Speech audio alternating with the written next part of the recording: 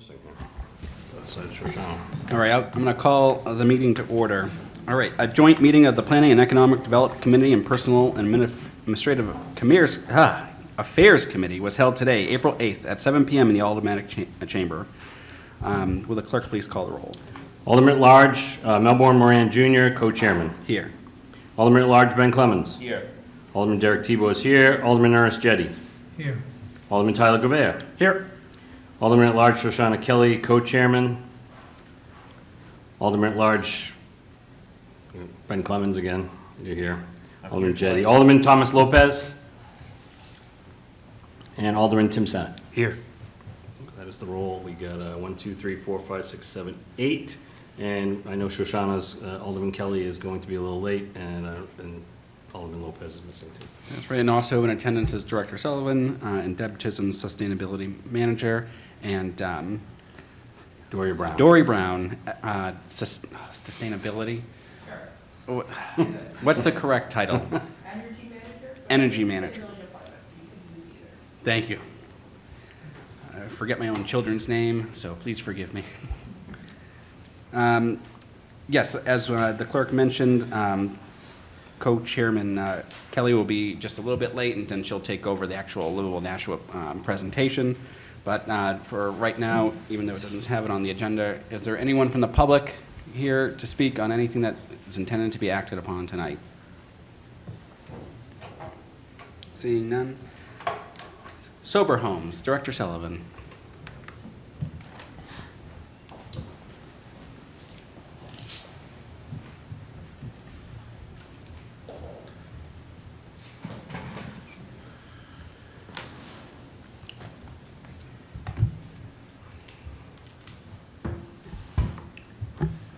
Well, good evening, committee members. For the record, Matt Sullivan, Community Development Director for the City of Nashua.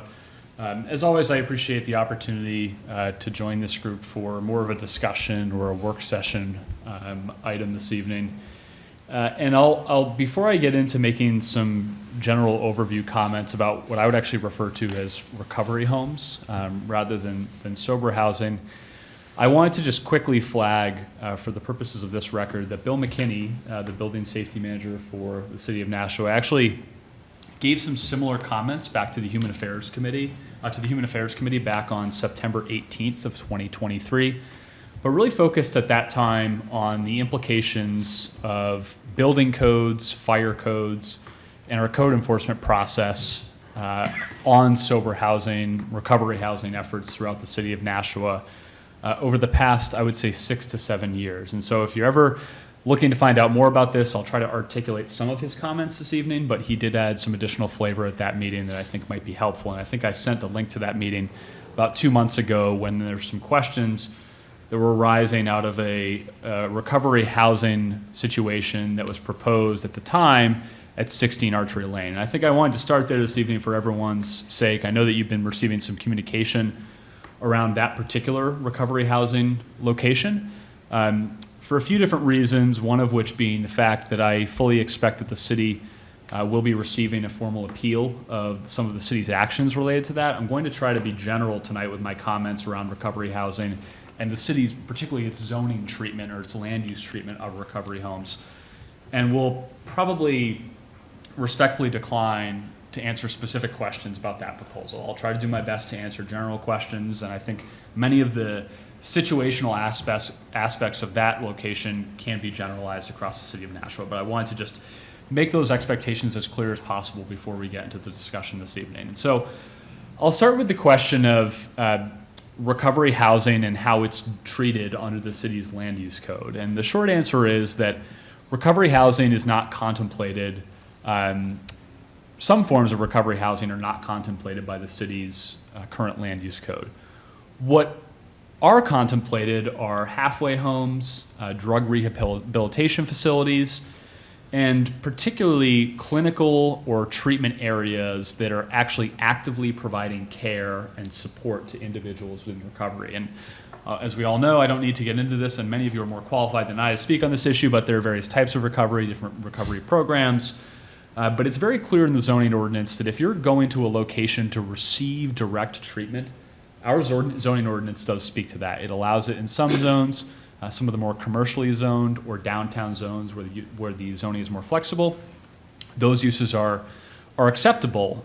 In some cases, those uses are permitted by conditional use or by special exception to the zoning board or planning board. So there are restrictions placed on that very direct kind of recovery treatment. Additionally, when it comes to halfway homes, those are assigned some additional restrictions where there needs to be a certain level of separation from certain other types of facilities. There are very strict size requirements or limitations on how big a halfway home can be, how many rooms it can have. Those are very well spelled out within the zoning code, and we actually deal with those on a fairly regular basis. Those rehabilitation or treatment facilities. What's not well defined in the zoning ordinance, but I think is quite clear, is how or what the use is where you have several individuals who, yes, are participating in a recovery program, but are not doing so on site, but are living as a one single household unit. Albeit they may be paying individually, or they may be part of a program that's paying for them specifically, or their family may be paying. Ultimately, those individuals are living in one household together. And in all of the cases that I'm aware of, at least, they're sharing cooking facilities, they're sharing facilities generally across the house. They have shared laundry and dryer and a yard area that they share. For all intents and purposes, they are functioning as a family unit, no different than 4 to 5 to 8 college students that happen to rent a single family home in any neighborhood across the community. And so I recognize there are differences inherently between adults and college students or children, but generally what I'm trying to say here is that there are many circumstances across the community where individuals with one shared set of circumstances cohabitate as functionally a familial unit. And our ordinance actually goes quite far in defining that further.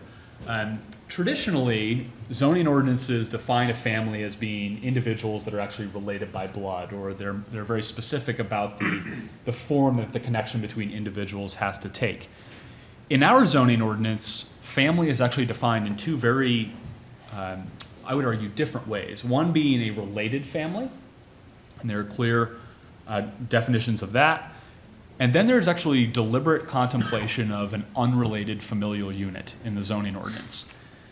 And the reason that unrelated family matters is because, one, we know that it exists. There are a variety of different family types across the city that function as one household. They pay their bills together. They take care of the property together. They're generally functioning as one unit. But beyond that, our zoning ordinance actually allows expressly for unrelated individuals living as a family under the zoning ordinance to live in a single family housing development or housing unit. And so we've gotten this question frequently of how is it possible that 4, 5, 6, even 10 individuals living in a single family home can possibly meet the definition of a family? And the answer is our zoning ordinance clearly allows it to be treated that way if they are functioning as a family.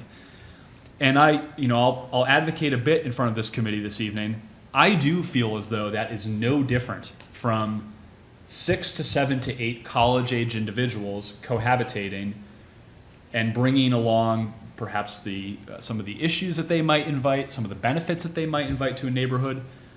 The uses are no different in the contemplation of our zoning ordinance. And so we've been asked consistently over particularly the last 6 to 7 years, how are these individuals living in recovery possibly considered as a family unit? Again, the zoning ordinance specifically allows for it.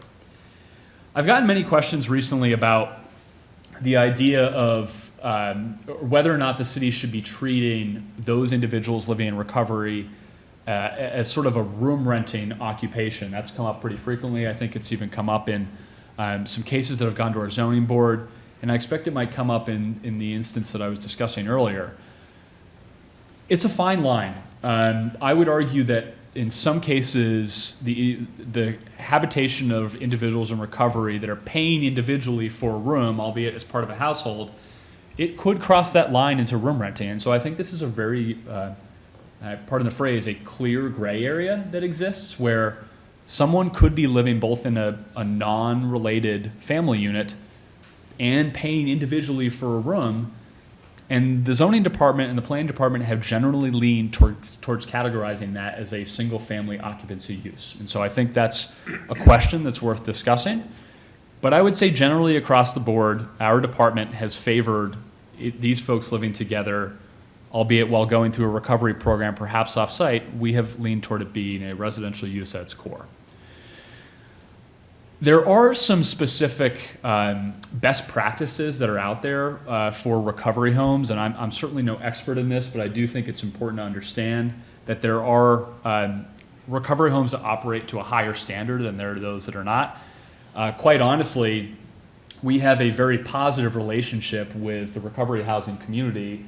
Those are formal operators in the city of Nashua, because the city became aware several years ago of many illegal, very unsafe recovery homes that were operating in substandard dwelling units. And so we reached out to those operators and said, look, we feel comfortable that you're a residential use, but we need you to be communicating to us where you're operating, how many individuals are living there, because we need to confirm that basic building and life safety codes are being respected within those dwelling units. And so we began to form a relationship with the operators throughout the community. And at the same time, at the state level, an organization began to form known as NH Core, and that's the New Hampshire Certified Operators of Recovery. I'm missing a letter there, but they're essentially a recovery housing certification organization.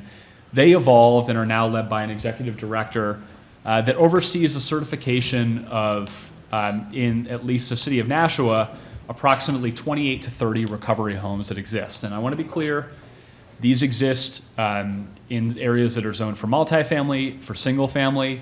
They exist in both single family dwelling units and multifamily forms, and in some cases in duplex as well. But these 30 recovery homes across the city of Nashua that New Hampshire Core has certified as recovery homes operating to a high standard, they exist in various forms. And for a sense of scale, those 30 recovery homes are housing approximately 400 individuals that are in the process of going through recovery right now, just by sort of a round sense of numbers. That fluctuates on any given daily basis. Generally, these folks are not transient in that they're staying for longer than 30 days in a given recovery home. That's actually a very critical piece for the zoning and building side of things. It can't be a transient occupancy that's operating like a hotel or a motel. They need to have a somewhat permanent location within that building, and so we use 30 days as the minimum threshold there. But there again, we have 400 individuals in recovery living in a variety of different housing typologies throughout the city of Nashua. And generally, in the absence of any services being provided on site, we have classified those as a residential use, whether it be a single family or multifamily in form. Quickly on sort of the code fire building side of things, again, I mentioned this briefly, but I can get into more detail. There are very clear code requirements as far as the number of occupants that can be in a given structure, and I expect this might be one of the committee's concerns that might be expressed this evening or at future meetings. Overcrowding is a major concern, I think, in these recovery housing environments, recognizing that they are residential in their purpose and in their use. The idea of having 20 or 24 or 30 individuals is problematic. And so I've been asked about different ways that we might maybe tighten up some of those allowances within our zoning ordinance. My input to that would be that it would not be to limit what recovery housing looks like, but in fact to perhaps increase the allowable occupancy per individual living in recovery housing, sort of a life safety perspective. But that's something that we could certainly talk about at this committee level as well. Currently, we allow occupancy of one individual per 300 square feet of habitable floor space, and that goes for both a multifamily and a single family dwelling environment. I do think that, I expect to answer some questions from this committee, and I hope this will be a discussion. As you can see, I didn't prepare a formal presentation, but I think if there is future interest or further interest from this committee of the Board of Aldermen in having discussions about legislation or potentially ways to facilitate the creation of affordable, recovery housing, I think that NH Core and their director, Kim Bach, would be a great partner in that effort, and I think she'd be welcome, I hope she'd be welcome at a future meeting of this committee to speak on this issue. But I think one thing goes without saying, and I don't think anyone on this committee would argue, or the community would argue, that like cancer in many ways, recovery is an issue that is emerging in the sense that it's touched all of us in some way, shape, or form. I think it's a clear and recognized need across the city of Nashua. I don't think anyone would argue that we should not be providing safe spaces for individuals to recover across the community. I think it's a matter of what that looks like and how safe that actually is.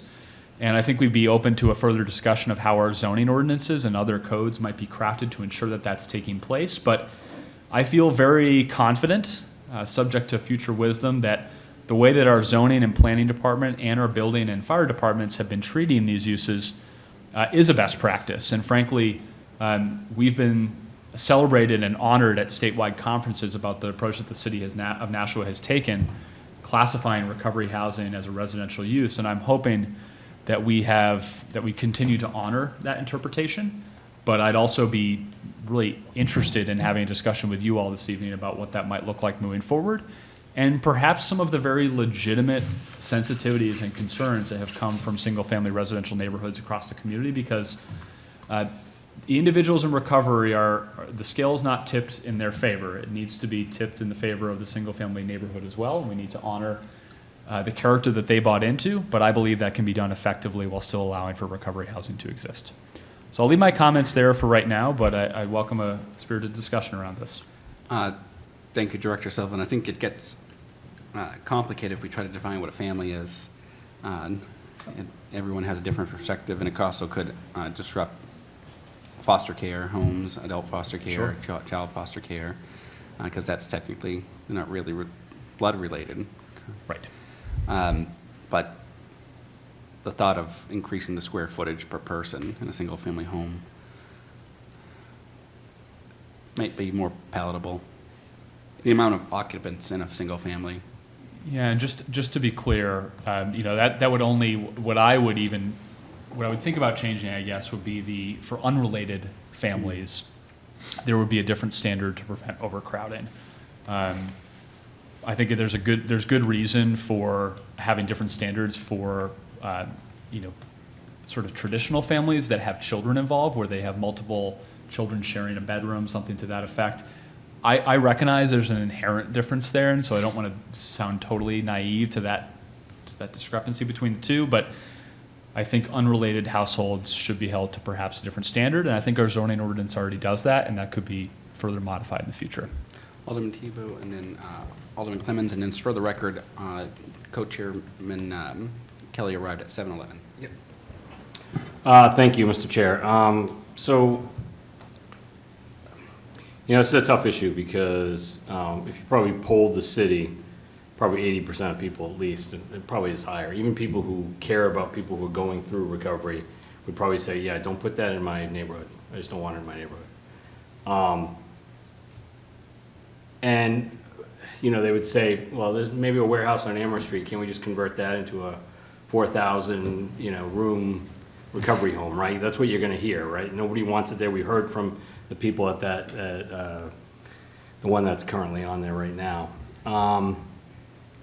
So I guess my question is a couple of things here.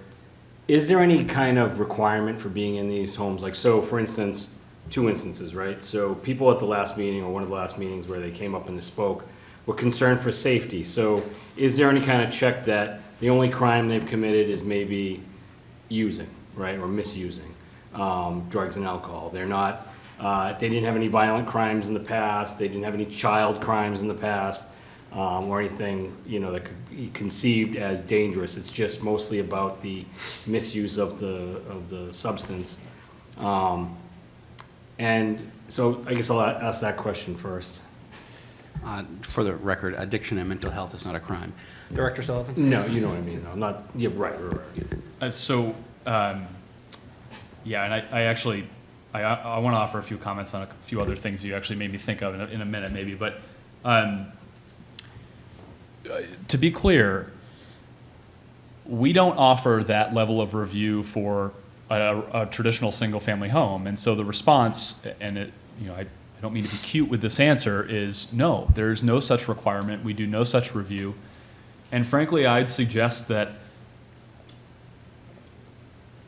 there's no evidence that I'm aware of to suggest that individuals living in recovery are known to be more likely of convicting those types of crimes than occupants of a single-family home in a more traditional sense. And I'm sure someone can point to some data that says the opposite, but that's the perspective that we take, that either committing of crimes or maybe behavior that's looked at as being unsavory by the neighborhood, whether that's smoking outside or parties at night, those things happen in traditional neighborhoods. Are they perhaps more frequent in certain living situations? Possibly.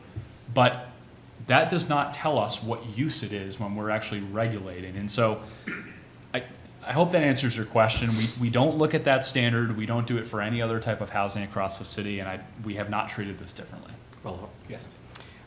thank you for clarifying that. I mean, there's obviously people that are good people and people bad people that misuse.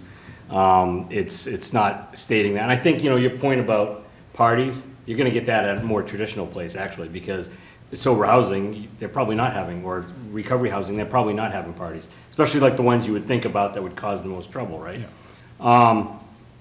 If somebody relapses in one of these recovery homes, do they get kicked out of the home, or how does that work? Do you know? So, Alderman Tebow, I'm sorry, I don't know the answer to that. I wondered if questions like this might come up tonight, actually, and I think it is program to program, first of all. I think they all treat it a bit differently and have different responses to it.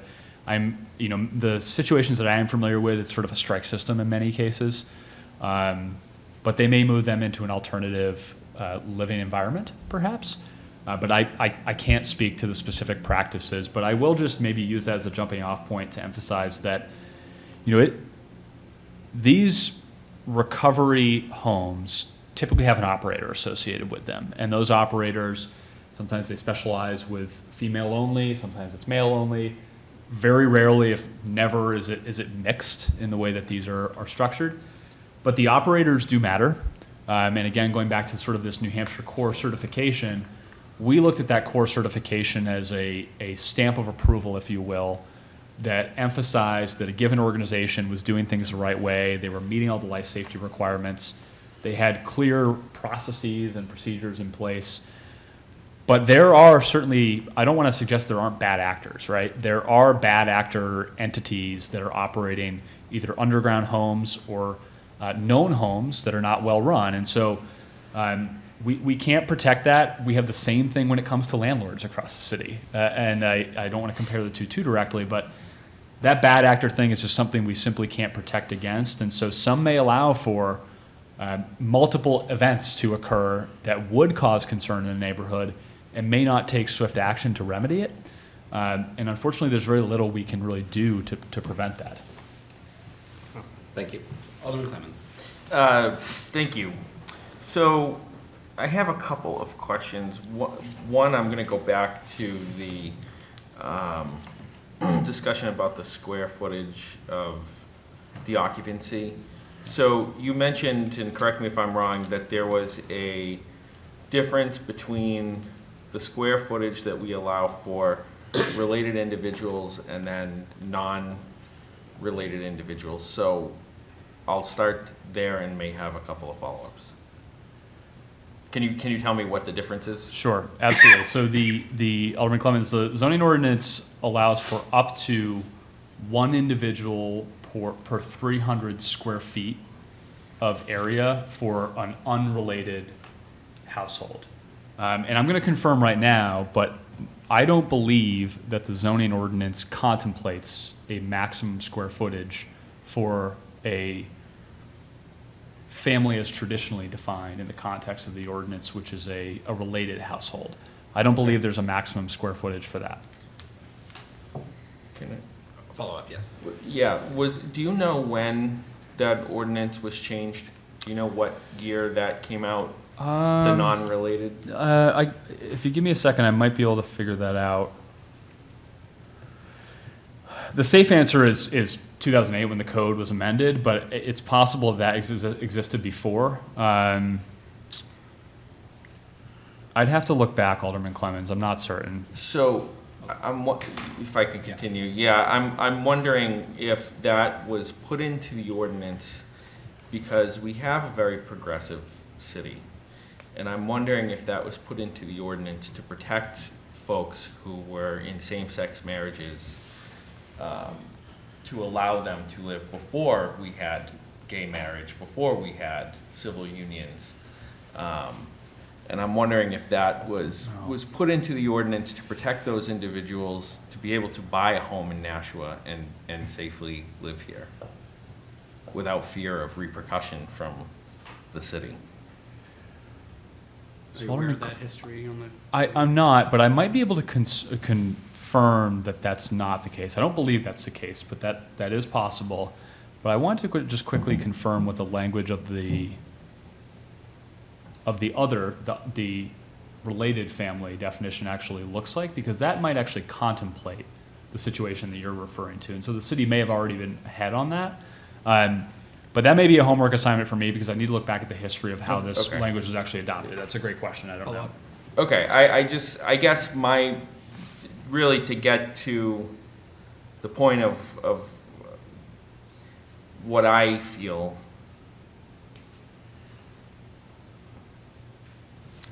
the only thing that I could maybe consider changing would be the square, like the amount, the related square footage, like I guess what our minimum is of how many people per square feet of non-related, I guess. But even then, I don't know that I could support any changes to that. I feel like in Nashua, we do things very well here. We're the second safest city in the country, right? I also think that we protect people's freedom. And when I say that, I mean it, in the sense that, like, if you buy a property, you should be able to have the people who you want to live with you live there with you. You know, if you're law abiding and you should be able to buy a house and live in that house, pay your property taxes, and go about your life.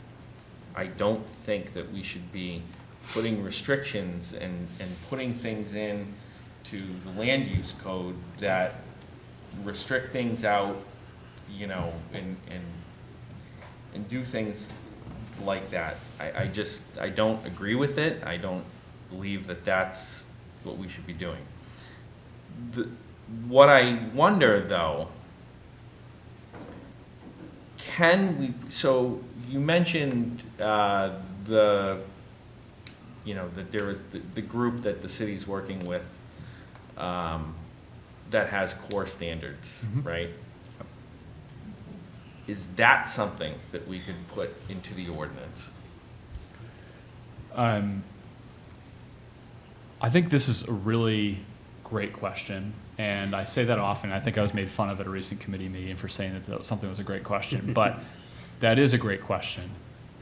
About 1.5 years ago, we actually drafted a change to the ordinance that would have formalized recovery housing as a permitted use across the community, albeit with some conditions or caveats.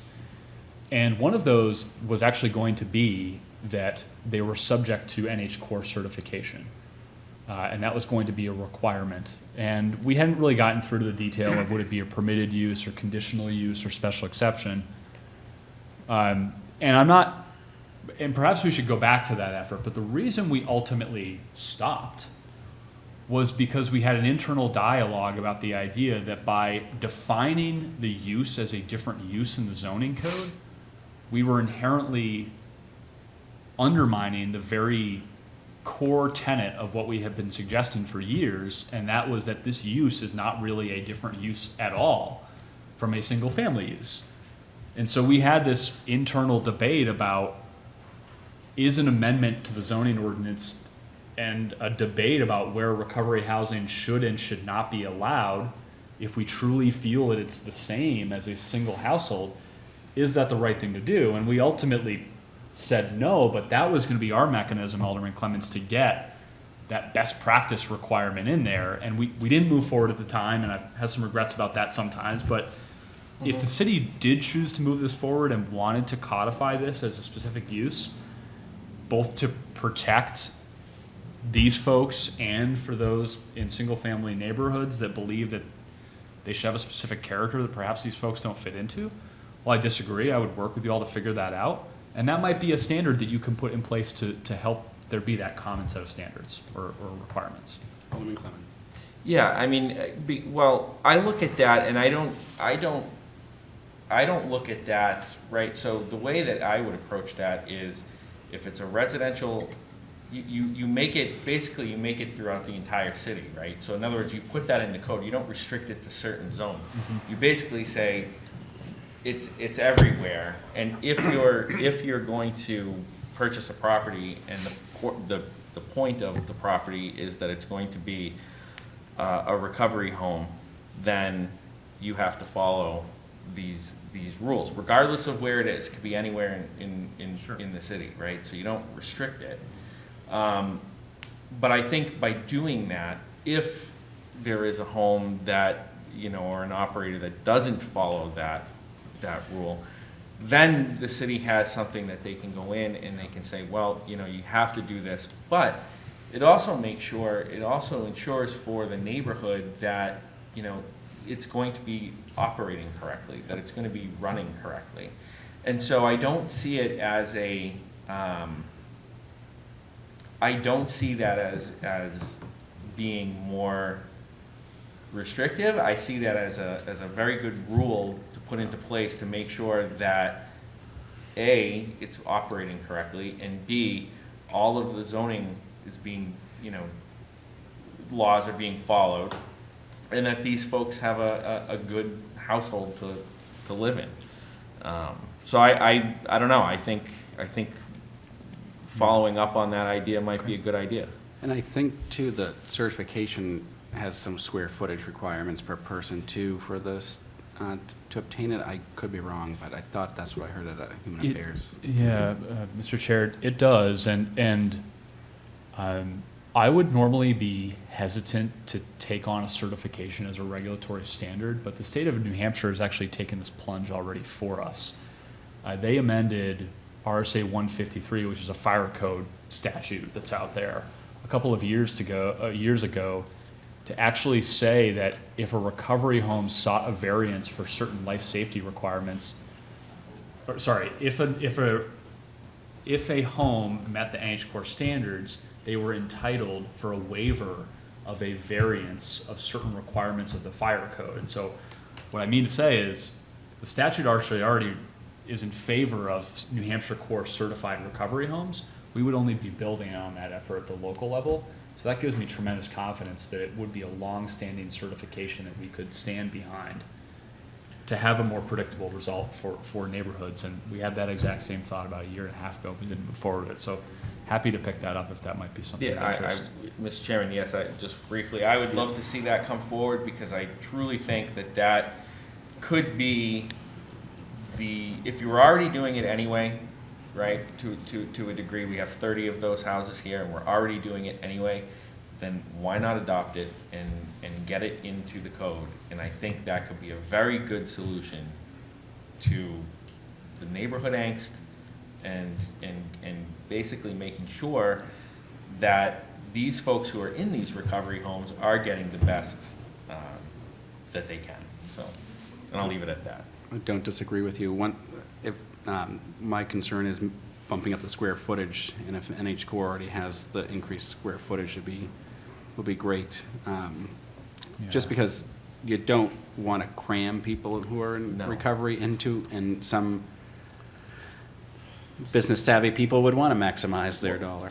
Alderman Clemens, yes. To your point, Mr. Chairman, however, even if their standard was, let's say, 200 square feet versus our 300 square feet, if we're at 300 square feet, Keep it. we follow our rules, right? And of course, we're gonna meet the standard because theirs is less, ours is more, right? So I think we can get around something like that. Alderman Sinnott, then Alderman Jettie. Oh, thank you, Mr. Chairman. I just wanted to touch on something that I think is at maybe the crux of the onus of this discussion to begin in the first place. But like Alderman Clemens mentioned, we have about 30 of these NH Core certified sites throughout the city right now. Circumstantially, I'm aware of some of the locations of them. NH Core doesn't list them all. Would I be correct in presuming that it would sort of be a short-sighted assumption to say that none of those 30 are already located in single-family residential neighborhoods? You would be correct that there are some of those 30 that I understand to be in single-family neighborhoods. I mean, single-family neighborhoods is a bit of a nebulous term, but areas that have been traditionally characterized as that way, yes. All right. I won't put you on the spot on this one, but just off the top of your head, are you aware of any of those sites that have been historically problematic? Yes, absolutely. And truly, most of the problematic sites historically have been in non-certified locations. The certified locations have not been without their own issues. Right. I want to be really clear about that. But generally, our biggest concerns have come from life safety complaints. Within the residences Yes. themselves? Yes, yes. And I will tell you, and again, the timing of this meeting is interesting because we're having this dialogue about the other location in the city right now. I have had very, very limited engagement with the residents of Nashua about the 30 recovery homes that are out there today. And that's not by itself a test of whether something is permissible under the zoning ordinance, not in any way. But what it is, I think, a testament to is that generally conduct issues have been limited. But have there been some issues? I'm certain that there have. I don't know for a fact, but I think for the recovery homes that are certified, we've seen better behavior patterns out of them. I wager a guess that it's probably, like you sort of alluded to, a matter of the fact that folks are living in these situations sort of right under our noses.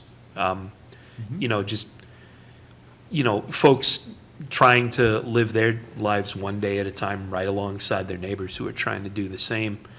And it's, I'm appreciative of this conversation and some of Alderman Clemens' previous comments about, maybe taking a tighter look at what we would expect of these residential living situations in our community, but not tying them to or regulating them to one neighborhood over the other, because it really creates a double-edged sword where, on the one hand, we certainly don't want to sit here and further stigmatize going into recovery, seeking help, getting treatment, and resolving a problem in one's life. And by doing so, we also don't want to stigmatize neighborhoods and say that these are the neighborhoods where we can put people in recovery because they belong in those neighborhoods. And so I think having a continued discussion of this is going to be really productive so that we can avoid both of those pitfalls. Absolutely agree with that statement, because also you get into the realm of the Americans with Disabilities Act, and these people have a mental health disorder as defined in DSM-5, telling them they can only go to a certain place. I always have wondered, like, what if a group home, a shared residence for Down syndrome kids opened up on that street or another street, would it be the same outrage? Where's that stigma coming from that someone in recovery is no longer using as somehow innate a bad person? And I've discussed this so many times, but there are doctors and nurses and lawyers that are under my care who some nurses have stolen morphine from their patients when they're anesthesiologist, and no one would bat an eye or even question if they're going to hire them as an attorney. But nonetheless, you put someone in a sober home and all of a sudden they're the worst person in the world. Your attorney might be, got a little problem themselves, but it's just the perception of how people see the stigma of addiction. It's always the perception that it's low-income people who have no shot at being a community member, when it's almost the absolute opposite. Well, Mr. Chairman, I'd just respond and say that I really appreciate those comments, because, we did learn just through, or at least I've learned through just with the Human Affairs Committee and the CDBG process that we're going through, that there are residential group communities, dedicated to individuals that you talked about with developmental disabilities. And I feel like those are in neighborhoods where nobody would bat an eye. And it's a very similar situation here, just a different cause for them to come in together. And more to your second point, that substance misuse and addiction and all the trappings that come with it, we really need to continue to emphasize that that is not something that discriminates. I'm sure all of us know people across the socioeconomic spectrum who have been affected by this, and that is something we really need to keep at the forefront of our mind, because, like you said, there are teachers, doctors, lawyers, unemployed folk, employed folk, all across the city who are struggling with this. And so it is not one type of person or another that's going to land in these homes. So thank you for that. And one key thing too, a lot of the community may think that the folks are homeless. So when you're doing treatment, I'm sure everyone already knows I'm a therapist. When you're doing treatment for people who are in recovery, it's making sure that they're in a recovery-friendly home during the process. Their home that they might have to go to may not be recovery-friendly. They might have a partner who's using, or another reason why it's not safe, because they'll be tempted to use in their primary home. So that's why the sober homes are primarily existing, for someone to go where it's safe. Not just because this is a homeless person who is 3 weeks clean and this is the only place that they can go. It's that they need to be in a place that doesn't have drugs around or alcohol, because where their actual house is, or who they live with, may not be in recovery, or their dealer knows where they live, and can tempt them very easily. Alderman Klaus. Oh, I'm sorry, Alderman Jettie. That's fine. Thank you. I think that, I think we all know that, New Hampshire law forbids discriminating against someone because of gender identity, sexual orientation, age, sex, race, color, marital status, physical or mental disability, religious creed, or national origin. So, none of us, has to submit to, our medical history or a criminal record or, marital status, to live anywhere in the city. That's just not an issue. I think more of what is an issue, is, that you referred to, health and safety matters, and when you talked about the requirement that,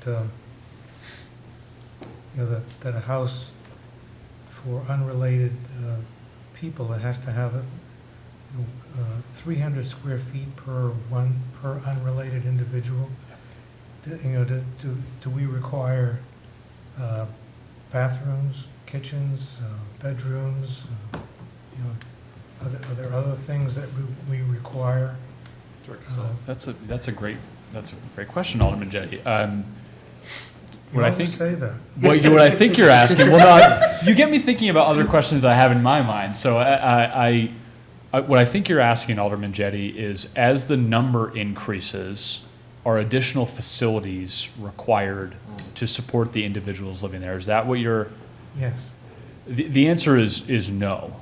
Unlike in a more commercial building code setting where there are fixture requirements based on occupancy or the usage of the space, because this is a single-family residence and residential environment, there's an assumption within the building code that if there's one bathroom, those individuals will share that bathroom. There's no trigger that I'm aware of that requires that they then provide a second bathroom if they have 6 individuals living there, or a third bathroom when they have 8 individuals living there.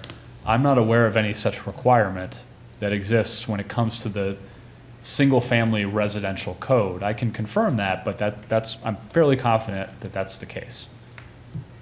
Okay, thank you. Follow-up? Could I follow up? Alderman Kelly. What about the difference between,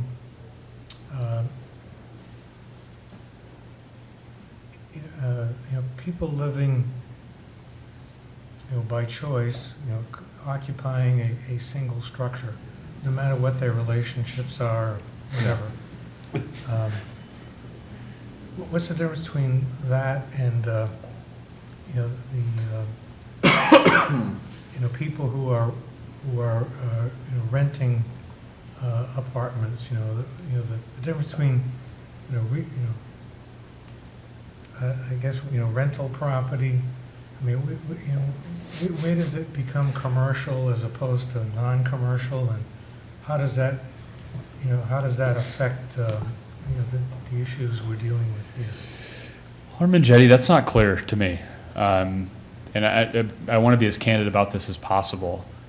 This question arises when folks are renting their home for a couple weeks a year. They're renting it on weekends via Airbnb, but they live in it the rest of the time. They start renting a room to a brother-in-law that has to move in with them. I don't know clearly where the line is, and I want to be really frank about that. It's sort of a you know it when you see it standard, I think, in many ways. Generally, we have defined room renting as a situation where it's clearly a sort of a hotel motel-esque arrangement, whether with shared facilities or non-shared facilities in some cases. But the toughest question, I think, to answer is truly, why is a recovery home where individuals are paying individually to live in a given room, how is that inherently different from, and that's a single-family use, how is that different from room renting? I'm not sure that, I think it could potentially be both uses. But our interpretation has been that because they're living with sort of this household relationship where they're doing things together, they're sharing all of their spaces, they're not limited exclusively to their room that they're renting. We have said that they're functioning as a household under the ordinance. I think there's a very ripe argument against that to say that could also be room renting. And I think that's going to play out over the next few months as part of the appeal process for the situation that I referred to at the beginning of the meeting. But what I will say is that I am confident that the exchange of funds between an owner and an occupant alone is not enough to call it a commercial use, because that type of exchange happens in many different situations, often involving family members, and sometimes not. And so this is a question we often confront, and I don't have a good answer for you, Alderman Jettie, but I think it's possible that this use we're talking about tonight could check the boxes of both room renting and single-family usage. And, we've had to put it in one of the categories, and so we've put it in the one that we think it most closely aligns with because of the household function as we understand it. That's my answer. Okay, and one last, so,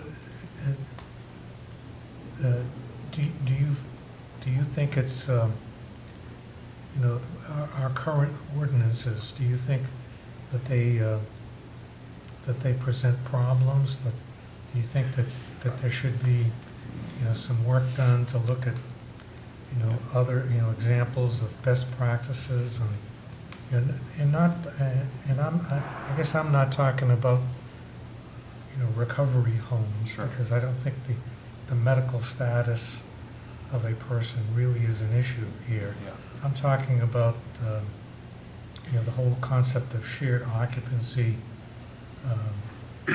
whether or not that presents, safety issues or, other issues that, that someone else has figured out how to do it better. Yeah. I would answer the question by saying, Alderman Jettie, our ordinance is incredibly behind on, frankly, all types of innovative and emergent housing types across the country. It's actually particularly evident, and this may not directly address the safety concern, but it's particularly evident when someone comes in with a form of permanent supportive or transitional housing that they're proposing to the city. We often are trying to stick it in a box of halfway house or rehabilitation facility or multifamily dwelling unit or personal service. I've often advocated that we need to cut our list of zoning codes down in half.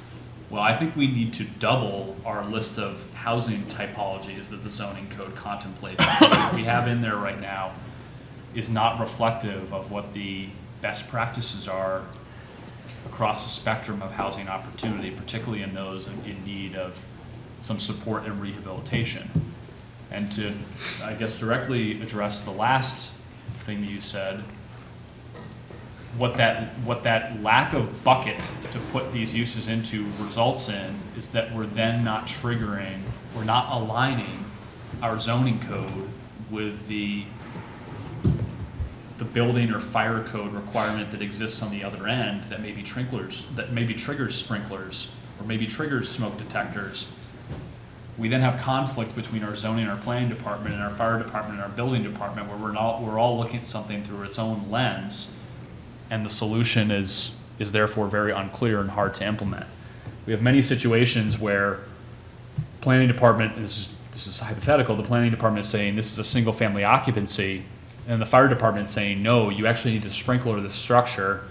It's a very conflicting message that we're often delivering as a city. And so there are steps that could be taken in our current code to better align with what the fire and building departments have done through their building code, through their code amendments.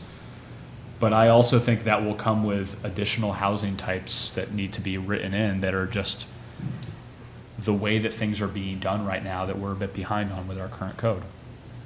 I do just want to quickly comment.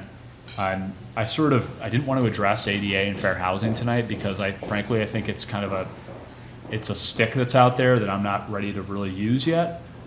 But there are legitimate questions, to your point, Alderman Jettie, about whether or not municipalities have any legitimate legal basis upon which to begin use categorization based on a protected class of individuals living in a given space.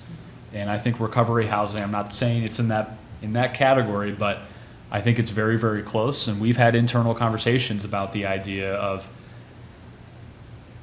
are these individuals covered under ADA, and therefore what are the fair housing impacts and ADA impacts of us categorizing it as a different use than an individual who's not? And I think that's a very interesting question that I frankly hope doesn't play out in the city of Nashua, but could potentially if there are challenges to the current interpretation of the zoning ordinance.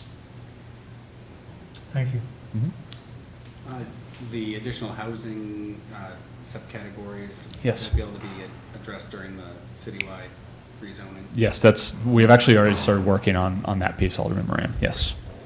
Alderman Kelly. Thank you. And thank you for your conversation around sober houses. I think it's really important, and we've heard a lot about it in the last couple of weeks. I wanted to know about parking and traffic, because I think there were legitimate concerns from the public around, I'm just putting it out there, not about any type of parking, but more cars coming down their street, more cars parking on the street at night, that kind of thing. And I wanted to know how we handle that in situations like this, or, hey, 4 people who are going to college together decide to share a home. What does that look like, and how does the city mitigate for that? That's not a good question. It's an okay question. I don't okay. I think Alderman Jettie's preparing to sponsor citywide overnight parking on all streets. So I'm just kidding. But no, I think this is a. I would also sponsor that. I'm just kidding with Alderman Jettie, but this is a challenge, and I was not. I'm with Tom. our single. This is going the way you thought it would, All isn't it? right. Let him answer my question. Disregard my comment. I was. The meeting doesn't need to run that long. No, I'm sorry. I think it's a, I'm not sure a good answer here. There's no question that if you have 8 individuals, or even 6 individuals that potentially have their own vehicles, we are possibly creating a parking challenge. And it results in illegal driveways being created, parking on street, parking in areas where parking shouldn't happen, and the overcrowding of vehicles.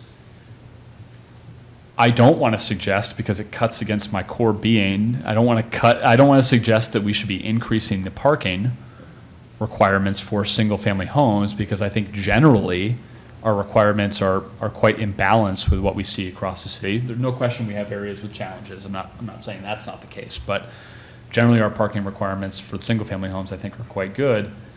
I do think we likely need to, if we're going to possibly explore some recovery housing specific use designation, as Alderman Clemens was maybe suggesting, or something to that effect, or certainly as we're exploring these sort of more congregate living situations, albeit maybe in the single family form, that perhaps if we're creating those use buckets, we would need to tie higher parking standards to them to prevent that. But I would be silly to sit here and say that if you are taking a home to its maximum occupancy, you are going to have parking challenges if all individuals within the home have a car.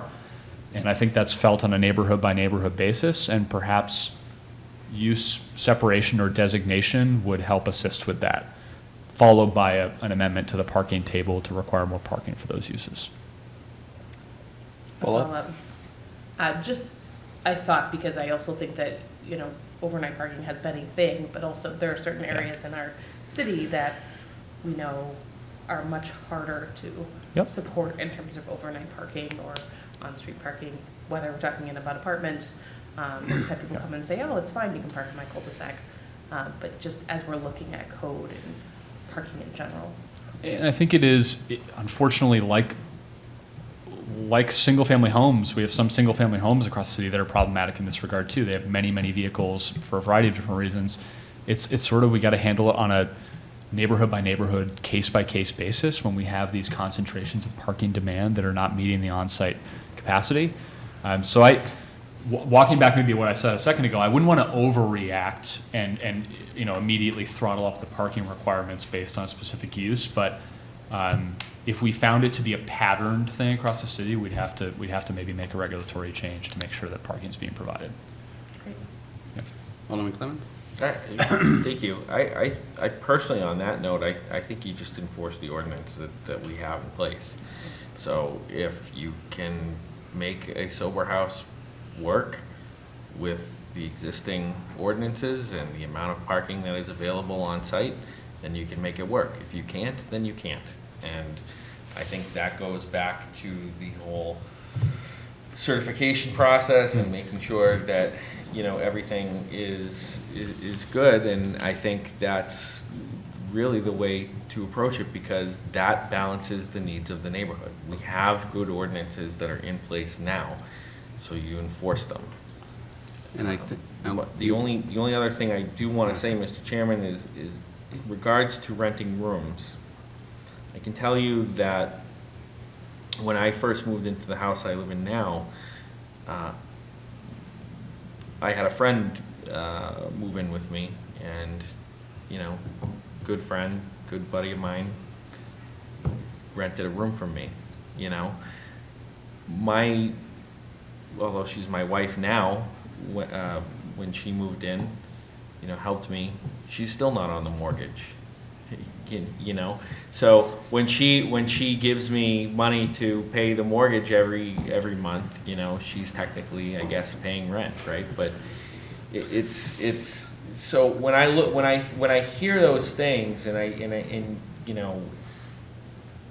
I don't think that the city should be involved in people's personal businesses, people's personal business. You know, if you have an extra room in your house and you want to rent it to somebody, I don't think the city should get involved in things like that. I really don't. What I think needs to happen is if there is an entity coming in, okay, a group that's coming in who is taking insurance money in a lot of cases to open up these homes, that's a business. Because whoever owns that property is now taking money from the people in there for a particular purpose. It's not somebody's friend, right? These people generally don't know each other. So that's where the group, you know, going back to my original point of, you know, that's the differentiating portion of to me, what a sober house would be, and that's why I think certifying it as such would help. I've almost agreed with everything Alderman Clemmons said, and one of the things I'm trying to, and maybe Alderman Lopez will remember this better than I can, because I'm sure he has no comments on sober homes. But Recovery homes? recovery homes, yes. I think part of the certification too is how many parking spots are available in regards to the dwelling. I could have sworn that was the presentation from the Human Affairs Committee last year. As I recall it, it's not a number, but they have to show a plan for adequate parking. That's what, yes. So we keep hitting on these things that may be addressed by just requiring the certification. Yeah. I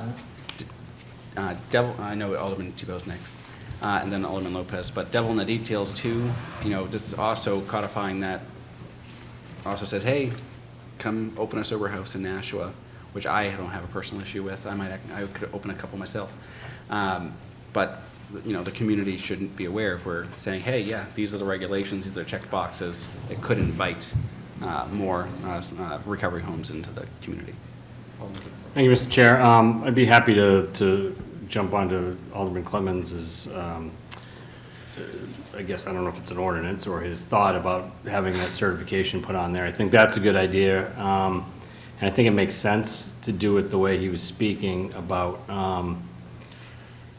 you know, I think, and then to Alderman Kelly's point, or Alderwoman Kelly's point, the old parking thing is, I mean, you know, any place probably over 4 people that have cars, and you start to get into problems with cars. And if they're on the road, then that's part of what I think the neighborhood might have issues with, depending on what kind of neighborhood it is.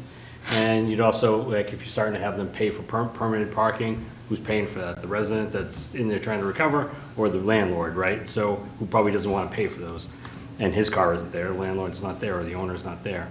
But, you know, we did say that, someone over there had said that this might take care of some of the fears of the people that live in these neighborhoods. And although I think it's a great idea, and I'd sign off on it right away, because I think they should be certified, I honestly don't think that would change the people on artillery lane, archery lanes, thoughts just based on what they were saying. I don't think that's the problems. I think they listen to TV and they hear that, you know,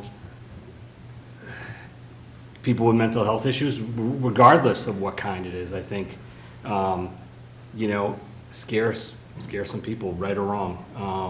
And not me, but I just think that's the fear out there of you know, the worst fear you can think of, right? And they're trying to reduce that risk, even though some of these homes have no problems whatsoever. And you know, Director Sullivan did say some had problems, but they're usually internal. They're not with any of the residents nearby. So I don't know how to take care of people that have those issues, other than the other people have the right to be there. And they have the right to have that house there, and they have the right to have a recovery home, and to make sure those people, I don't mean those people, but the people that are recovering are able to recover in a safe environment. And so, you know, I would think a good recovery home, people don't even really notice it's there, because people are doing what they're supposed to do, and they're going to work, and they're coming home, and they're trying to recover, and whatever else may happen. So, I mean, I'm for that, and I'd be happy to be part of that if we go down that route. Thank you. Yeah, you'd be surprised, when I do a guardian ad litem investigation, you'd be surprised how many homes have domestic violence calls, wellness checks, safety, that and the persons that are living there are, affluent. You wouldn't think, but there are probably more disproportionate TV calls than calls to sober homes. I'm probably sure there is data on that. But, no one thinks twice in that scenario versus someone who, I don't even know what a call would be. Someone relapsed and they fell outside and they're trying to get back in the home. That's just super rare. Alderman Lopez. I just wanted to speak to earlier points, and also to clarify, I was trying to get into the meeting through Zoom. I didn't have a working link, so I was watching on the streamcast, so nobody has to repeat the whole presentation or anything. I kind of rolled in a little late. But I can say personally, I've had a lot of calls from people who are in not only sober housing, but also expanded housing or rental housing that their landlords didn't tell them what the parking situation was. And now that they live there, they want to know what is to be done. Like, what is the city's response? How are they expected to get to and from work if their car has to be parked, 8 blocks or more away? And so it definitely does create problems. To that end, actually, Alderman Clemmons, we hatched a plan a couple of years ago to try to add a requirement for landlords to at least tell tenants how many parking spaces they had on the tenant bill of rights that Nashua has. So we should probably get on that. But it definitely is a reality that there's limited parking, especially in the denser urban areas. Those are the areas that, stigma or not, are going to be more accessible to people who are in any kind of transitional housing situation, because there's better access to transportation, there's better access to businesses that you can work at, healthcare and all that kind of stuff. People can throw stones all they want at the tree streets, but that's kind of where you move to when you want to live right near downtown and have access to hospitals, supermarkets, the bus station, and everything. And if we were such a terrible place to live, you kind of wonder why all this luxury housing and stuff seems to be like creeping up on the borders there. So those amenities are desirable to many. And people who access them because they're trying to make their lives better are an opportunity for the city overall, because often people in the city, in other parts of the city, may need those services. I do think it would be important for us to go through that certification process and kind of explore whether or not we are representing the needs of our city, or whether we're representing the needs of people trying to do business in our city. Because as, an alderman of that area where there's always that concern about gentrification, the assumption is if you put a sober house in there or a recovery house, that's not gentrifying, that's a community program. But that's not always the case either, because they're not all created equal. And a lot of programs that treat people in recovery are transitional, and they're occupying places that neighbors could be living in. And they're not always for people who are going to be here for the long term. So that does have a negative effect on some neighborhoods where you have a lot of people who don't have a lot of investment in the community around them. They're not trying to join the Grow Nashuas or Nashua Pals or the Rotaries or the Lions. They're just there to do their work and then leave. And the way they interact with neighbors and the way they interact with the people around them does reflect that. On the other hand, there are some really good programs that I would say I definitely have seen move into the neighborhoods and appreciate them. There's a number of sober housing programs that make a point to walk collectively to and from recovery meetings in the evenings, and they're seen coming down the rail trail, and it's appreciated. They're inviting people to join them. They're supporting each other, and it's inspiring to see people working together to make their lives better. And that's something that maybe isn't necessarily an immediate benefit to the community in terms of like, are they joining, Rotaries or whatever. But it is something that kind of lifts the community up and maybe gets people who are, on the fringe a little bit to see those people working to make their lives better and feel like they can do it too. So there's a lot of range here with how recovery housing is applied in the community area. I do think the city should take a look at it. I think trying to abstain from any decisions because we don't want to step on any ADA things is assuming that people who might have medical conditions don't need the same kind of zoning protection that other people do. And I would say where we have zoning ordinances that would apply to other situations, we should apply them fairly here. and we should apply them systemically so that we're not targeting a specific group. But things like number of people living, in a building that are unrelated, number of people that are using the plumbing, and whether it will have a physical, impact on the infrastructure around, cause backups in neighboring houses and that kind of stuff. We should look at that as a city, because if we don't do that before these programs move in, then we're dealing with situations we don't have legislation for or structures for later. We can talk about parking ordinances and how if we just effectively apply our ordinances, then there wouldn't be a problem. But the reality is we know how big our parking enforcement staff is. We also know that in order to literally apply the parking ordinance, we have to have a police officer present to tow a vehicle. We have a bunch of logistical issues around that alone that cost the city and taxpayers money. So, it behooves us to make sure that as we see an increase in recovery housing and programs that are supportive in that particular way, that the city is an active partner in it, and it is looking out for not just the interests of those programs and the people in it, but also the city and the neighbors and the taxpayers and the voters that we represent and we know we represent. So I think this has been a really, really great conversation, and I probably just touched on a lot of different things, but I would definitely sign on to Alderman Clemens' idea about using the core as a rubric to kind of look at how we approach these things, because I do think, as much as I've heard a lot of feedback from constituents saying, like, I don't have a place to park, or, I don't know what the plan was here, but now I'm struggling with my needs. I also hear a lot of people saying that they need programs to be well managed, they need the city to stand up for them, and they need some kind of equity to be, to provide some kind of protection. And I think that is what the city's job is to do. Well, Director Sullivan, I think you have your answer, and if it sounds like, for sure, Alderman Clemens, myself, and Alderman Lopez would sponsor that legislation, and Alderman Kelly, and Alderman Senate, and Alderman Tebow. Alderman Jetty, of course, will always be reserved.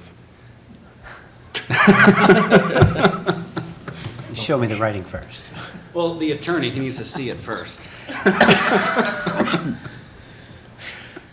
All right.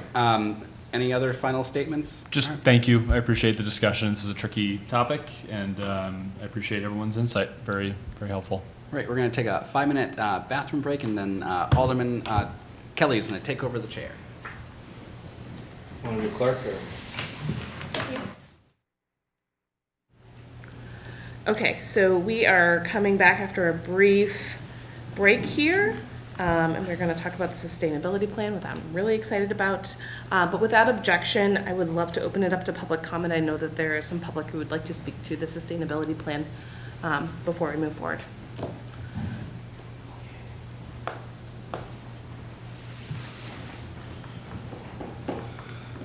And state your name and address for the record, and you've got 3 minutes, please. Hi, my name is Taylor Berry. I live at 33 Wellman Ave in Nashua, New Hampshire, and currently I'm a senior at Nashua High School North, and right now I'm doing a lot of planning for my future, and I'm looking at college, but I know that in the future I will also have periods of planning where I look at places where I want to live and to buy a house. And I also know that as a senior in high school, I have my future ahead of me, and that future is going to be increasingly impacted by climate change. So when I'm making those decisions in the future about where I want to live, I want to make sure that I am choosing to live in a city that has climate change at the top of its mind and is taking all it can to make the city more sustainable. And by passing the Livable Nashua plan, Nashua would do that. And I know I speak for my entire generation when I say that I would definitely want to live in Nashua if we did pass the Livable Nashua plan.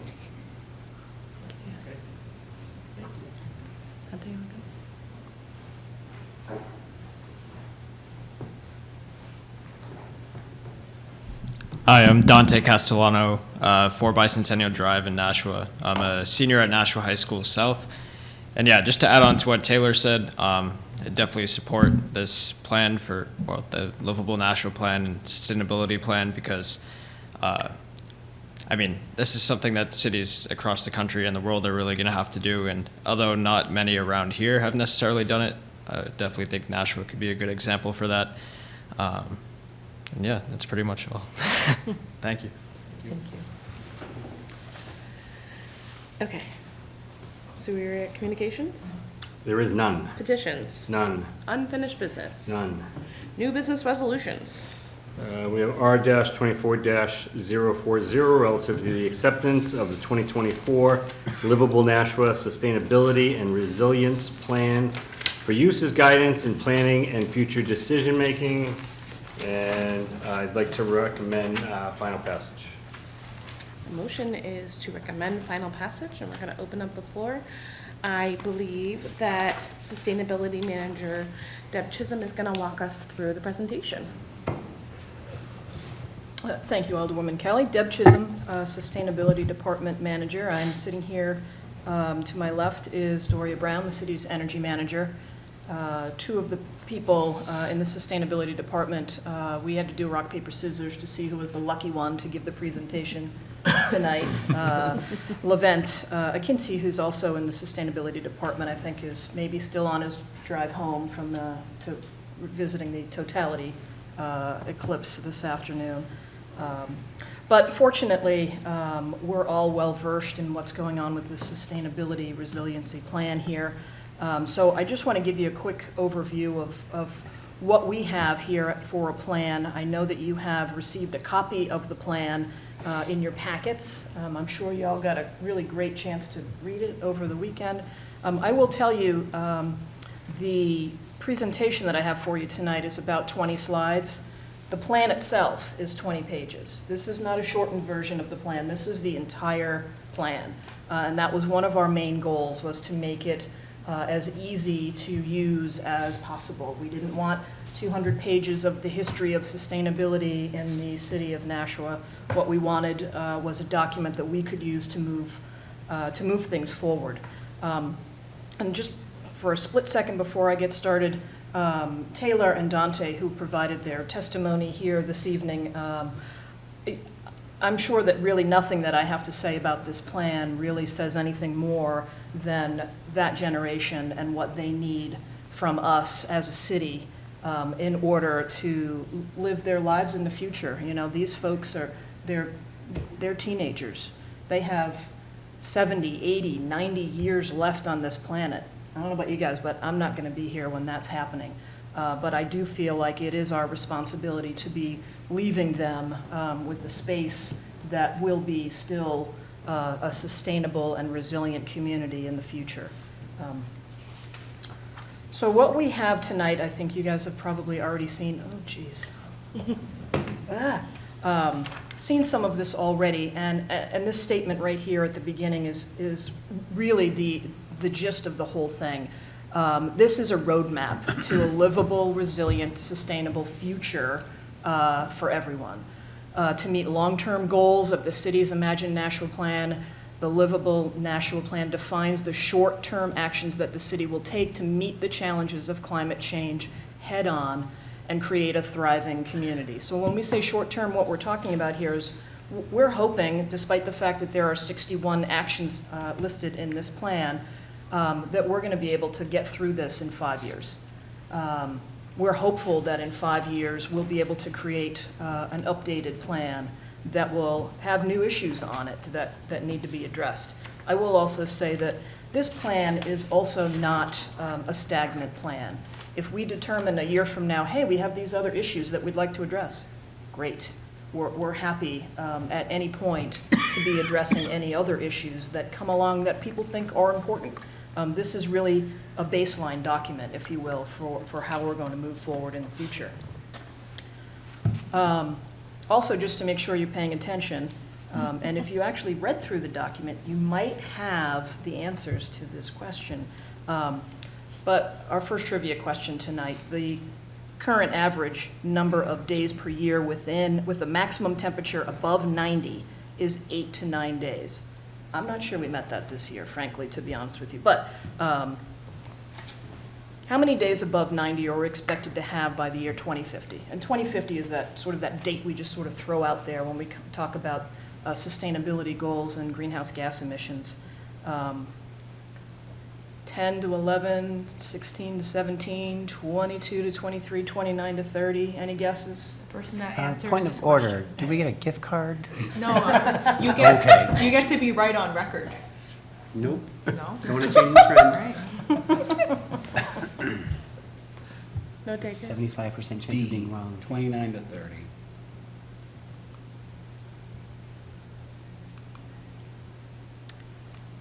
Okay, I guess we're not going any further on this, apparently. Huh. Did you get it?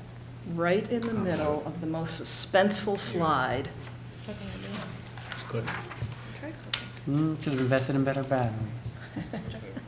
Hey, there we go. Yeah, I was right. Thank you. I can click from here. Okay, No, great. That's the issue with the standardized tests. Yeah, you're supposed to know the answer, not guess the right answer. Right, well, and the answer's listed in the actual livable Nashua plan. But 29 to 30 days a year above 90 degrees in New Hampshire, we're not talking Arizona. So that in and of itself is cause for concern. Thank you. Got you. So the key aspects of the document, the real key here is that this is a municipal scale plan.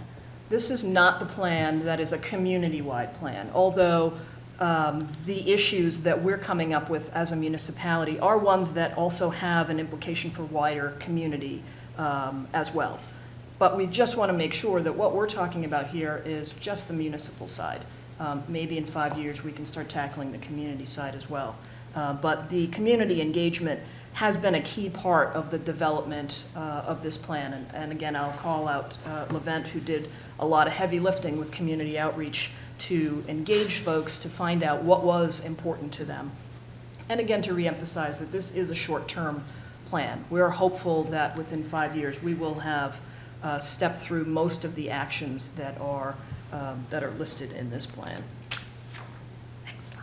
I got you. So the planning process timeline, as you can see, we are very, very, very close to the end. We couldn't be closer to the end, frankly.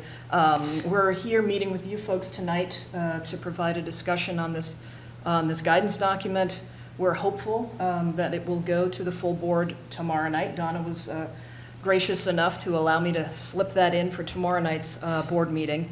And our ultimate goal really was to be able to launch this plan for Earth Day, which is the 22nd of April. We will be launching it, and here's the commercial announcement, at the second annual Sustainability Fair that will be happening over at the library from 11 a.m. to 2 p.m.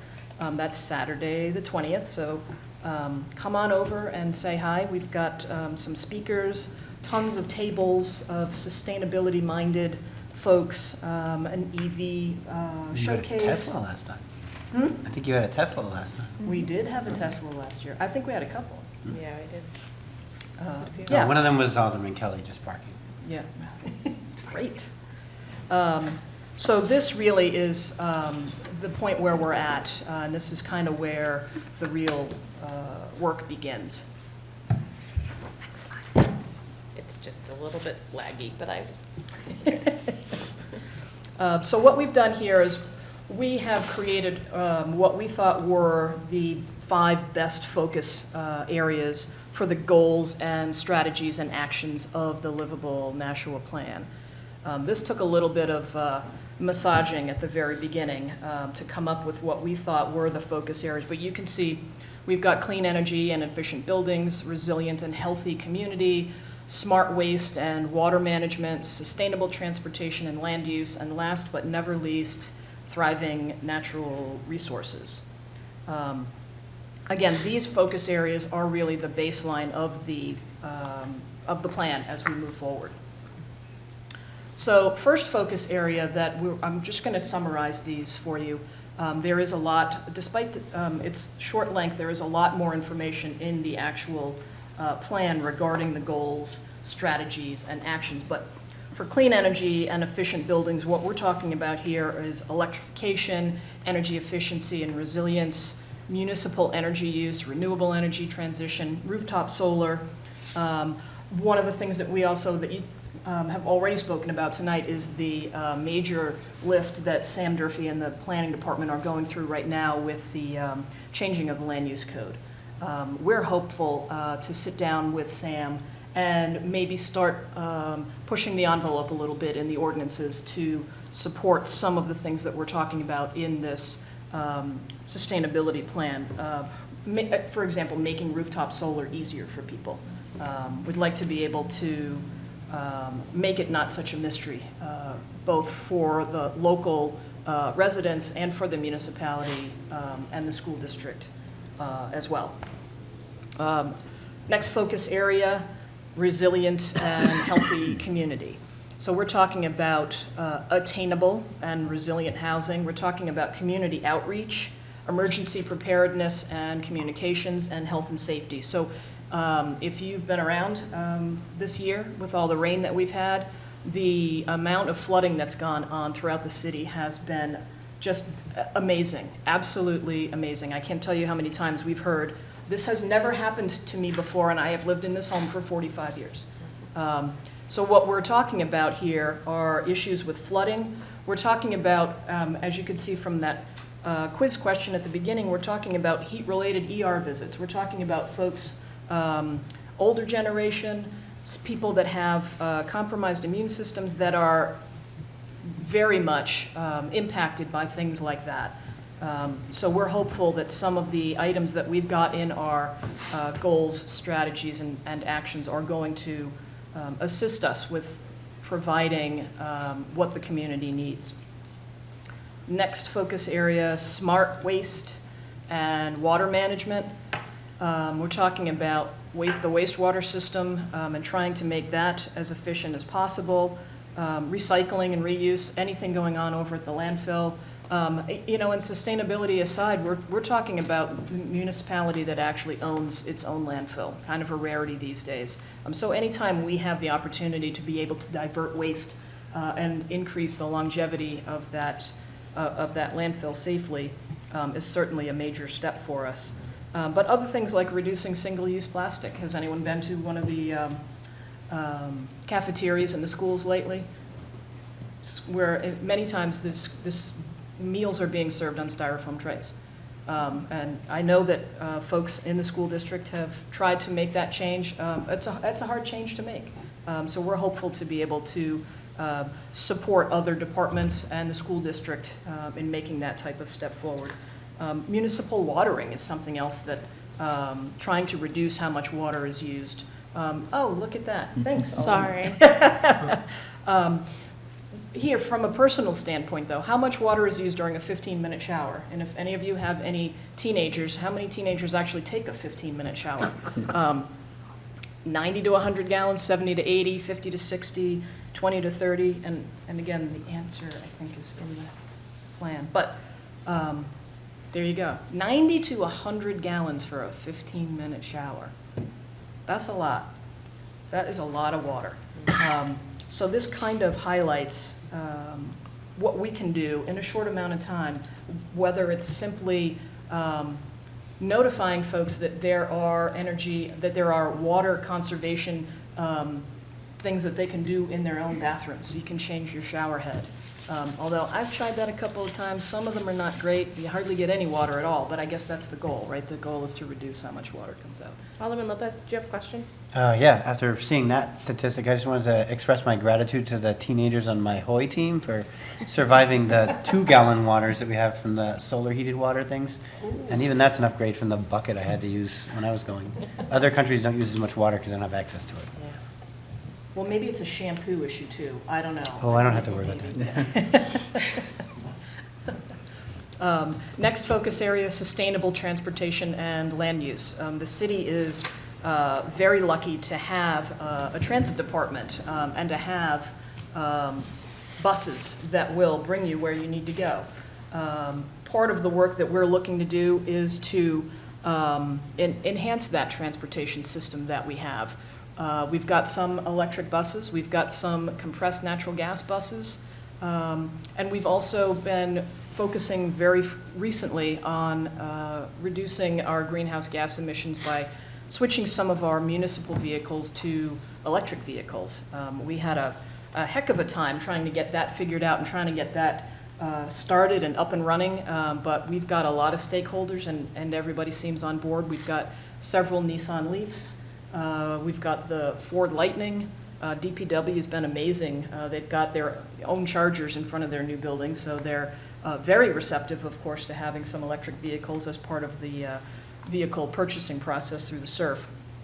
But other things like the Bird Scooter project, trying to get alternative methods of transportation. Alderman Lopez, perfect example of somebody who gets around town without having to use a car. And every once in a while, I'll take the bus to work. It's free for municipal employees, and it's a really great option to be able to. It's a really great option to be able to take the bus into work. So promoting transit options and enhancing our electric vehicle charging opportunities within the city are some of the things that we are focusing on immediately. If we could become a more walkable community, I'm all for that too. More bike lanes. I know DPW is doing what they can with the widths of the roads that we have. You can't just put a bike lane anywhere, but that is something that they are working on. And my favorite, thriving natural resources. Again, a shout out to the DPW who's teamed up with Eversource for a free tree program right now. They're also providing compost bins, rain barrels, and partner with NRPC for household hazardous waste. So they're kind of killing it right now as far as taking the big steps forward as far as sustainability is concerned, and frankly doing it before the plan has even come out. So we're super happy about that. Conservation Commission that we have, they played a role in evaluating what they thought was important to include in the plan as far as the goals, strategies, and actions are concerned with the thriving natural resources. We're talking about conservation, we're talking about open space, but we're also talking about parks and recreation. We're talking about having parks in every community, not just in some of the wards, if you will. Sustainable landscaping. We had a Girl Scout troop that came and wanted to put in a rain garden over by the library. I mean, so those kids are teens and preteens that are thinking, forward thinking about putting in rain gardens by the library. So to be able to get the municipality to start being a leader when it comes to making decisions like that, that's what we're hopeful that this plan is going to help us focus things like that. The guiding principles that were developed at the very beginning of this program a year ago, almost a year ago, we were talking about greenhouse gas emissions. Those are kind of the one that everybody thinks of when they think of sustainability. But the other things that were also important to us when trying to develop what our goals really were was social equity. We talked about community, environmental, social, and economic resilience. We talked about stewardship of natural, social, and financial resources. I certainly don't want to come away from this discussion and have people think that this is just a plan that's going to cost us a whole bunch of money, because as a Nashua taxpayer, that is not something I am interested in participating in. We are all about looking for grant money. We're all about looking for savings on, say, building redevelopment. If we can get some money back, rebates, if we can use some tax credit funding to be able to help move some of these projects forward, if we can bake it right into some of the budgets, I think in the long term, we'll end up saving money.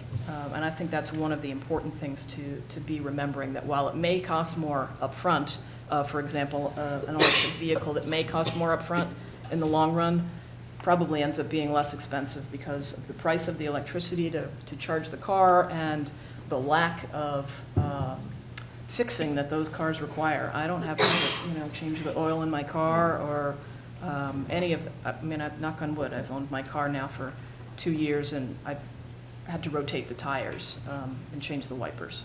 So last quiz question.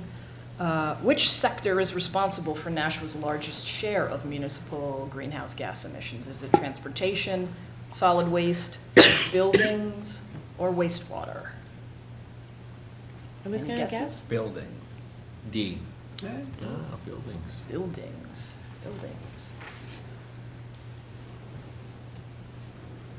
Here's a quick, Levent, who again was unable to join us tonight, is our greenhouse gas emission data analyst, pulled together some numbers for us. The municipal emissions are what we're looking at here. This is not the entire city, but this is fuel used for heating and cooling and electricity, and it does include all city buildings and schools. The greenhouse gas emission reductions are one of the guiding principles of the plan and are really what are helping us to prioritize the actions of the particular focus areas. And the idea here is that the faster and more aggressively that the city and basically all community members can take action, the better, that we can help slow climate change to a manageable pace that will actually allow us to adapt to changes better. Next steps, again, discussion tonight. If there are questions that Doria and I can help answer, we're happy to do so. Hopeful that tomorrow night, as I said, it'll go to the full board, and then have a big celebration at the Sustainability Fair. And while it's been a heavy lift for the last several months, I think really the work is just getting started, so we've got a lot to do. I'm happy to answer any questions that anybody has. Before we go into questions, I just want to comment, I'm on the Energy and Environment Committee, and I get to see firsthand the work that the Sustainability Department has done on this. It's been an incredibly inclusive, forward-thinking process with lots of input from people within the community and also the committees that can really give some input in terms of how we're going to move this forward. I also wanted to shout out our 2 student members who came out to talk about it as well, because they've been involved. So it's just a really, really important plan, and I know you said at the beginning that 5 years is a hopeful goal. I think it's imperative. And I will entertain questions. We will start with Thibaut, because I saw you first. Thank you, Madam Chair. So I have a bunch of questions. So first off, thank you to the 2 students there.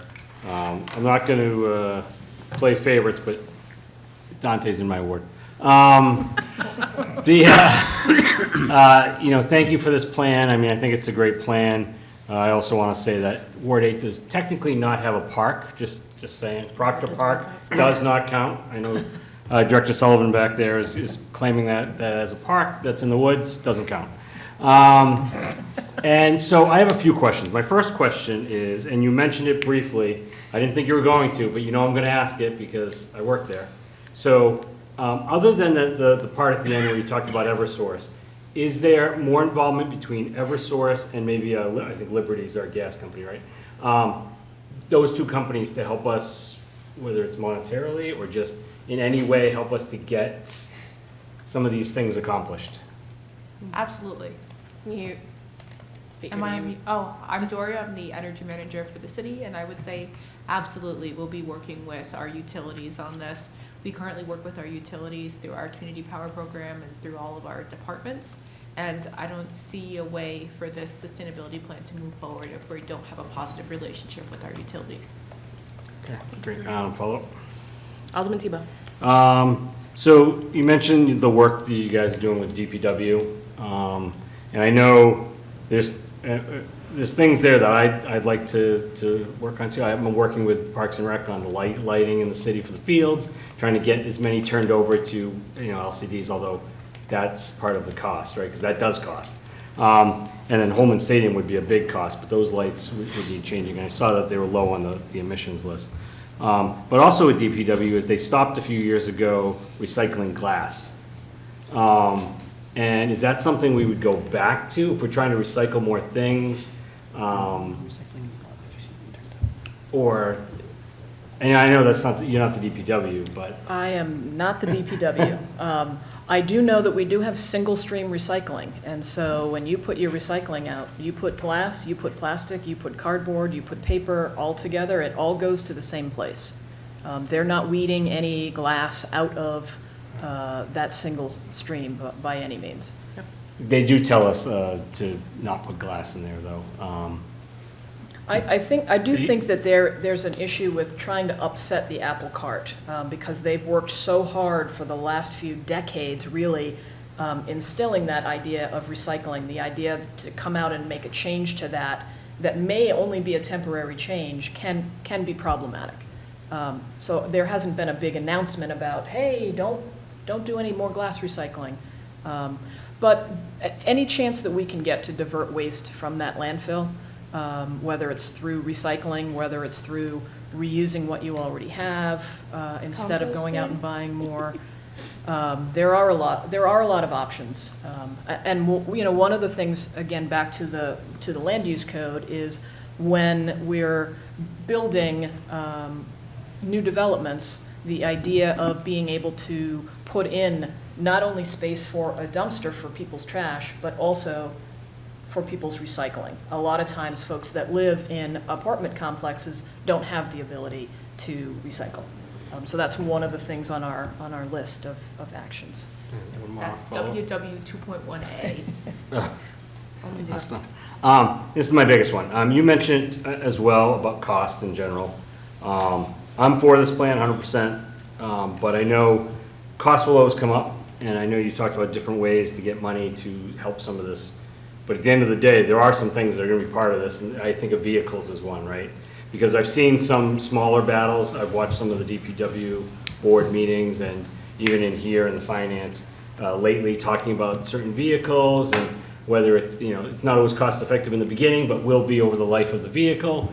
And I think just in general, people are concerned when we drop a certain amount of money in the beginning, right? They're not looking at the future of how we'll save in the long run. So, do you think that there's any cost preventative things that are in this plan that are going to cause us to not get something done within the 5 years, or just be a roadblock or a barrier over the next few years? I will tell you my opinion. The most expensive and probably the thing that will take more than 5 years that we decided to keep in the plan is working on combined sewer overflows. I mean, that is a huge expense that we just don't have the ability to pay for right now.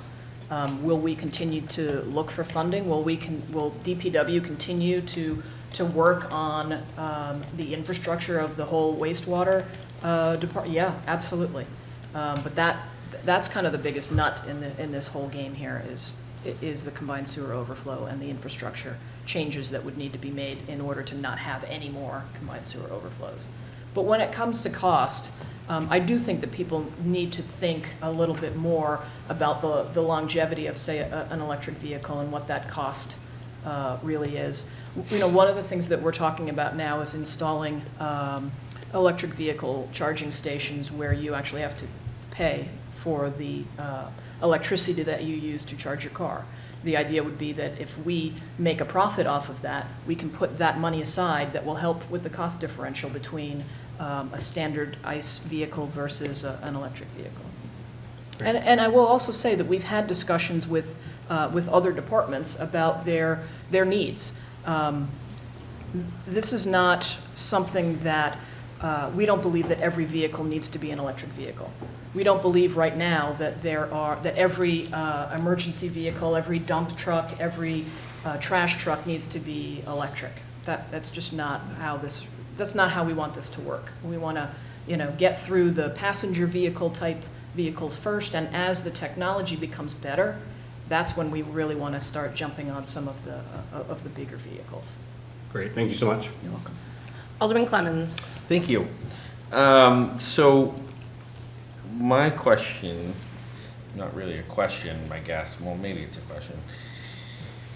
Going to the land use code, one of the things that I hear from constituents is the fact that when you have these large apartment complexes that exist, a lot of the people that live in there, they can't buy an electric car because I don't have a place to charge it. So that eliminates an entire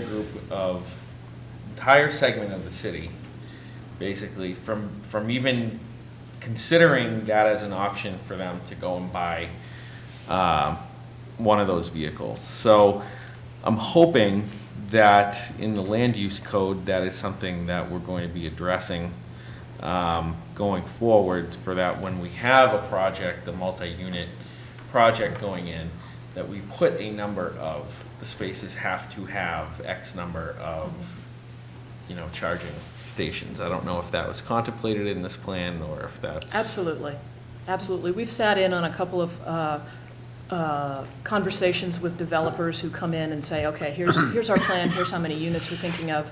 Oh, okay, well, make sure you put the infrastructure in for electric vehicles. And now, to be honest with you, I think that we need to push that envelope a little bit harder and say, not just the infrastructure, but have the chargers all ready to go when people move into your complex.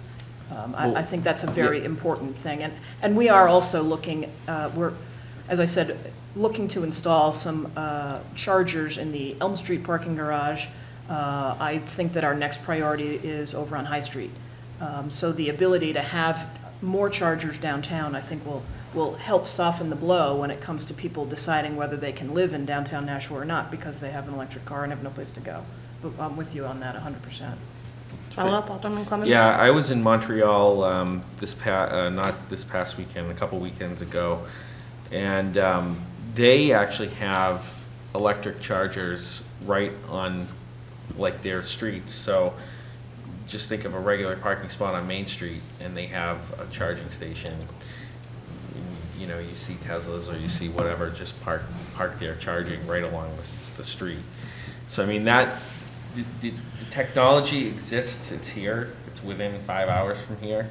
So, I'm hoping that infrastructure, I'm glad to hear that is in our plan, because I think we need to do more of that. The other question that I have is, in this plan, is there a contemplation to do some sort of citywide composting with the almost like how we pick up recycling every 2 weeks?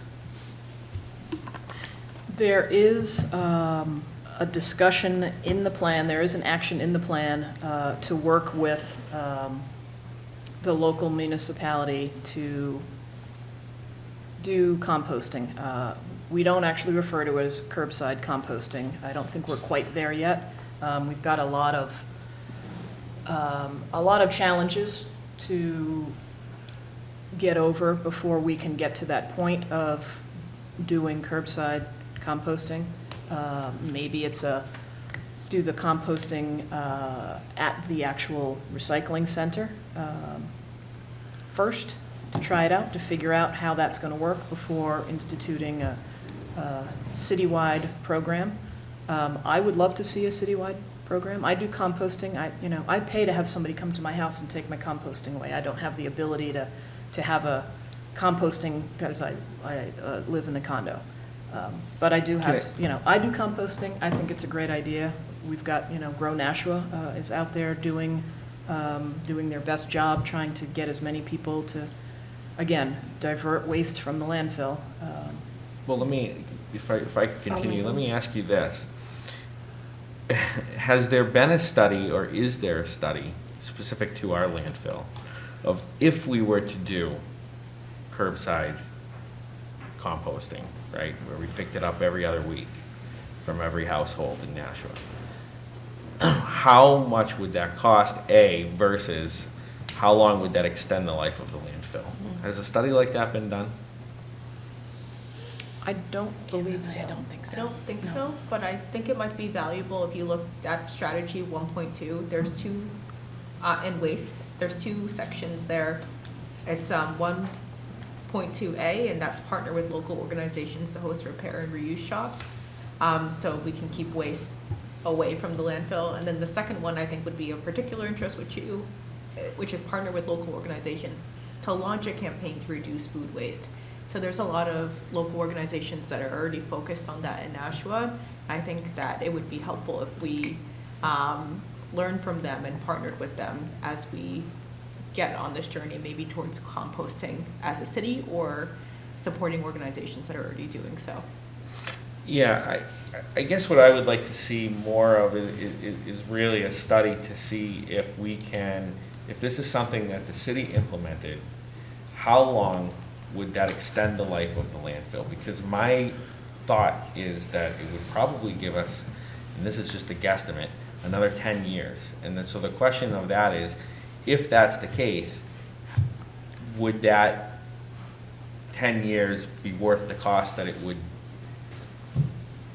cost to pick that trash up, or not trash, but compost up? So I don't know. I think that should be something that we discuss. Who would do that or how that would be done, I don't know. But, and going back to your point of anything that we can do to extend the life of that landfill is an extremely important goal. So thank you. All right, I have a list. I think I had Alderman Lopez left next. Nope, I'm sorry, Alderman Senate. Well, thank you. Sorry, Alderman Lopez. You had touched upon something that I wanted to mention earlier, but I wouldn't be Ward 7 or Crown Hill if I didn't bring it up anyway, because it also ties into one of the concerns that I hear from constituents a lot, which is combined sewer overflow. And first off, I just want to applaud you for having the mindfulness to include this in the plan, even though you had mentioned that it is probably one of the longest term items on the punch list, and certainly one of the most cost prohibitive. But it's something of utmost importance to me, because in addition to being a long-term and a strong mechanism to the sustainability plan, it's also a very strong quality of life improvement to the residents of Nashua, and particularly in my neighborhood. I live in Crown Hill, which we get a lot of the flooding from the combined sewer overflow basically anytime it rains, and that water is not only going into the streets and in the neighborhoods, it's also coming up into folks' basements. I don't want to put you on the spot on this, because I know it is a long-term and cost-prohibitive item, but just in the immediacy, what does the city's plan moving forward on identifying those areas of separation kind of look like at this juncture? That I cannot speak to. Okay. That would be a director photo question. Okay. Relative to what their plans are. I am not familiar with them, and I don't even want to pretend that I am. But having that in the plan, having combined sewer overflows in the plan, is what really will spark that conversation, so that we can have a better understanding. And I'm sure, again, I'm sure that Superintendent Boucher and Director Photo are light years ahead of everybody on understanding what the requirements are moving forward. But we certainly, we want to keep that conversation going, so that we can address them. As you know, if all it did when it rained was it just sprinkled, it wouldn't be an issue. Yeah. But when we have that torrential rain, that first couple of minutes of torrential rain, that's where all of a sudden the combined sewer overflows are just crazy. And as you mentioned at the start of your presentation, we're having more and more of those, and Yep. Much more frequent occurrences. So again, I really appreciate the mindfulness of keeping that in, because if that's what it takes to keep that conversation going, then I'm all for it. So thank you for that. And I'll interject before I call on Alderman Lopez here. I think, the intent of this plan is that some of these larger conversations will happen, so we can start to think about how we move them forward. And some of these smaller ones will come to finance and that kind of thing. So we will still have plenty of input and oversight into how we implement this plan and how it's funded. We'll see lots of little trails of it in all of the different committees that we are working on. But I think that it's a really good point about the overflow sewer, and I'm not sure which committee it would live in, probably not personnel, but it would be great to have an overview about what that means, what it could look like, how we could potentially start to build on that, knowing that it is one of the bigger ticket items and will take some real planning. Alderman Lopez. So my first comment was probably more pertinent about 20 minutes ago, but I think Dante also served on the Board of Education as a student liaison, so I wanted to make sure that the record reflected that. And then additionally, I wanted to note that with the, particularly the increase in hot days versus, extreme heat weather, and how that might affect the elderly, most of the members of this board will fall under that category for the duration of this plan or within it. And most of us have family members as well. So it is important to consider that. From a life safety perspective, I know that the health department has been doing more to publicize cooling stations. And I believe there's still a need to do that because a large part of our helping people who are in emergencies, say their air conditioner broke or whatever, and they're struggling with heat distress, is to either refer them to the public library or the mall, which is a privately run institution and not necessarily guaranteed to be open. And on Sundays and at different times, the library isn't necessarily open either. So making sure that our emergency planning takes into account those needs is important. I also know that some people will ride the bus around to cool off, which I don't know if that's actually more energy efficient, even though they are CNG. So trying to integrate the health department with our sustainability plan is important. And then also, I think there's a lot of value in making sure that we're fostering energy efficient solutions to these needs because we don't want to keep overloading our power grid. Sometimes we have brownouts when everybody turns their air conditioner on at the same time, and that can cause problems for people too. So I think we look at the sustainability plan from an environmental responsibility perspective, but there's other dimensions of value that this adds to, which I think are important to consider. When we talk about the cost efficiency of certain investments citywide in vehicle transport, I think we also need to bear in mind those different savings and the other additional needs that those vehicles might have. I'll set Alderman Buzz. I have Alderman Moran, then Alderman Gabea. Thank you. There exist some incentives to push energy efficiency to the property tax owner, if I'm correct. Like there's abatements for solar energy, is that correct? You want the real answer? What's the reality of the situation? There are Today they got rebates less in New energy. Hampshire. They are not as rich as they are in other states. And once the money's gone, it's gone. So there's someone who sits on the Energy Environment Committee that's what his company does. So they're available. It's not at the level that, I would love to see.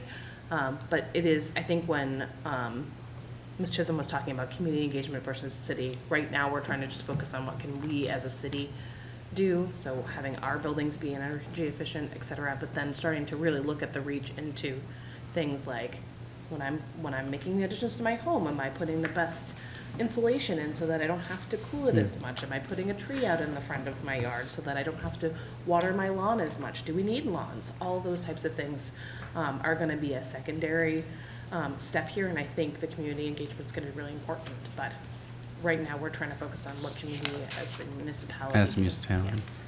One thing I do want to point out is something that I'm very excited about in the plan, which is developing a residential and commercial energy coaching program. The amount of emails and phone calls I get from people just asking for information or advice on energy efficiency and different opportunities for them is absolutely astounding. And I think that this program would help people get to those resources and understand efficiency a little bit better as they make their homes just a better place to live. You could follow up. So the reason why I brought up the tax abatements for putting solar is, are there things that we can do? And I kind of loaded this question because I just asked Director Sullivan, Sam Durfee, like 8 days ago, if that, about regulating or requiring pollination gardens. Newark, New Jersey just implemented that. I know that because my wife's aunt lives in Newark. She's also Garth Brooks' manager, by the way. And she pushed the city council there. She has a lot of pull with the city council apparently, to put that ordinance in place. And it might be something that the city can do to new developments to have these gardens, green space that are available that can benefit in a livable way. I got a very bureaucratic response regarding duing that here, but That is hour something is that can be late, and I'm taken being under more advisement. sarcastic than I should be. But I just wonder if there's other things that we can do for whether it's city property or new developments that are developed through city land that would require these initiatives to be put in place. I'm just using this as like an example. He didn't give me the response, by the way. I don't want him to take that fault. Alderman, are you all set, Alderman Yes, Moran? yes. Okay, Alderman Gavea? Thank you, Madam Chair. Going through the document, I came up with like a list of questions, if it's okay that I just rattle them off. But to start with the kind of the overall general feel of the project, so who's going to head this up, I guess, and kind of hold it accountable that we're executing the items that are on this? And I mean, you seem like a pretty busy department, so is anything going to suffer that your attention goes towards this document? Will anything kind of lack attention at that point? Of course not. No, the sustainability department, the issue here really is we will spearhead the plan, but nothing in that plan happens without collaboration from other departments. So I think that it will be determined once we go through these 61 action items to figure out who do we think is responsible for this. I certainly am not responsible for trying to figure out combined sewer overflows, right? So, or curbside composting. That's something that we'll, have discussions with various team members at DPW to try to figure that out. So, while it is a very heavy lift, we're also a very new department. So I wouldn't say we've got some time, but this is our top priority here. All set, Alderman Gavea? Can I keep going if you don't mind? Sure. So I guess that leads me to kind of my next question is, how do we see an ROI off of this document? And has there been any estimations of what these projects would cost versus kind of the savings to the city in the long run? I think that evaluation will happen as we go through the plan. Mm-hmm. So we determine, as you can see in the plan, we've got an implementation timeframe. We've got short, medium, and long-term goals and strategies here. So going through them and trying to sort of, let's pick the low-hanging fruit and start addressing those issues first. But as far as, trying to determine the ROI of any of these, once we decide, okay, you know what, I heard from so-and-so, and we're thinking that partnering with the local organization to launch a campaign to reduce food waste. Okay, let's get that started. And then we'll start looking and evaluating what we think is appropriate for the current time, and whether or not that's going to cost us any money, or if that's just going to be a time interacting with some of these other. So I think each one of these things, what we didn't want to do right now was spend the time in trying to figure out what's the ROI on all of these. As each one of them comes up on the list, then we'll sort of figure out how we're going to move them forward with resources and financially as well. And then, so the document goes over and says 280 members of the community were contacted for this. I mean, that's a third of a tenth of a percent of the city. Is that an accurate representation of how the city would feel, in your opinion?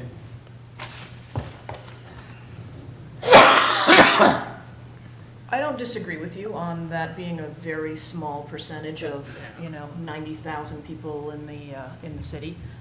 We did reach out, because this is a municipally focused plan, we spent a lot of time working with who we consider to be subject matter experts within the city, with various departments, emergency management, DPW, health department.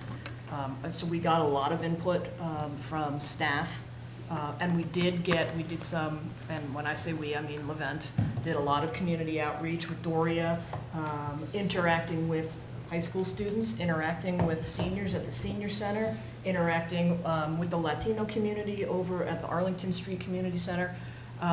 We had a survey go out. You know, you can lead a horse to water, but you know, the surveys they are what they are, they're surveys. So we did attempt to do some outreach, but we do know that outreach is one of the main key things that we're gonna be doing as we move forward with implementing the plan itself. I'll just add that you mentioned at the beginning, this is not a stagnant document, and the Energy Environment Committee will be at the Sustainability Fair, and we will have this plan with us.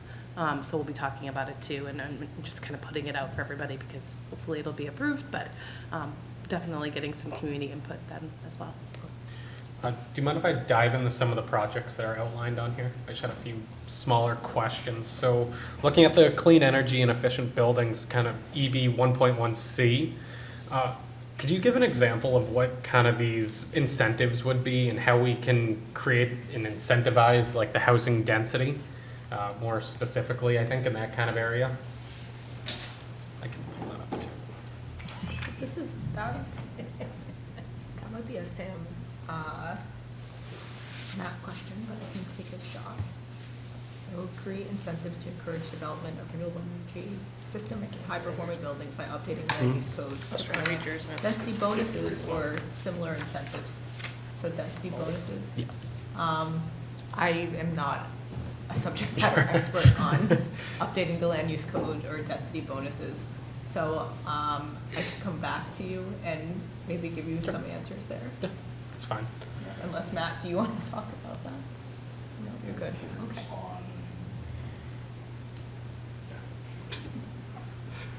I will say, though, that this is, again, one of these examples where we decide, okay, we're doing land use code right now, we're revamping that. Mhm. Okay, we've got asterisks next to all of the ones that we think are appropriately addressed by going to the land use code. So those will be sort of the beginning stages, if you will, of creating incentives. We sit down and have a conversation and decide, do we think that's a possibility? We talk with, Bill McKinney, the Building and Safety Director, and say, hey, what about incentives? What do you think about that? What do you think about changing the land use code to be reflective of different types of building code changes, whether it's the changes that would make the city a little bit more progressive when it comes to buildings.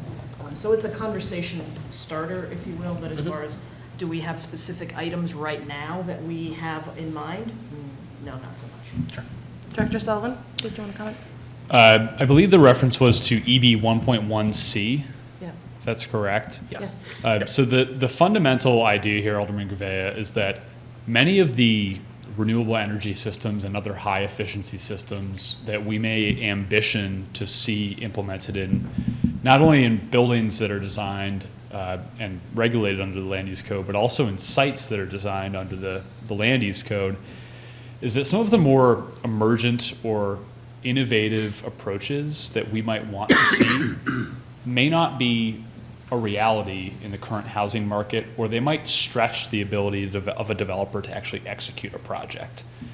And so in order to try and get things like, for example, if we were to require solar on all multifamily projects in the city of Nashua, that would be a financial cost on development that the market may not be able to handle if we also want to see affordable housing and we also want to see all of these other things. And so one of the things that you can do is you can actually offer an incentive. And in this case, what's contemplated is the idea of giving them additional bonus density so they could do more housing units if they were willing to do solar or to do additional charging infrastructure or some other green energy practice, or even a pollinator garden. Let's take that example, although it's an interesting one. What we've at least had preliminary discussions, and Deb has started contemplating as well as the sustainability team, is the idea of actually laying out these incentives within the land use code and what those specific improvements might be and what density bonus you might then have access to. But density bonuses are just one idea. This regulation says similar incentives. You could get, you could reduce the parking that you have to provide on site. You could get a modification to the minimum lot size that you have to meet. I mean, it could really run the gamut of different push and pull that you could do to the ordinance, all while trying to get more alternative energy or more innovative energy techniques within a building or site design. Okay, thank you. Yep. I actually want to bring up something that we've been talking about in the Affordable Housing Trust Fund around something similar, where it's not necessarily a requirement, but if you come in and you say, hey, we're going to actually build in some energy efficiency to this project, do you get some additional bonus points within that development? And within that committee, we were talking about equity, right? So if we're building affordable housing, there's a certain level you have to hit. But if we're putting people in obsolete technology for energy efficiency, now your utility bills, 5-10 years from now are much higher than they need to be. So thinking about long-term equity as well as we're building and growing our city. I have two more, if you don't mind. Please. So under the resilience and healthy communities, this would be kind of referring to RH 1.1.c. It uses the term resilience hub. Can you just go into a definition of what that exactly entails? What is a resilience hub? It's a hub for resilience. That's what I was gonna say.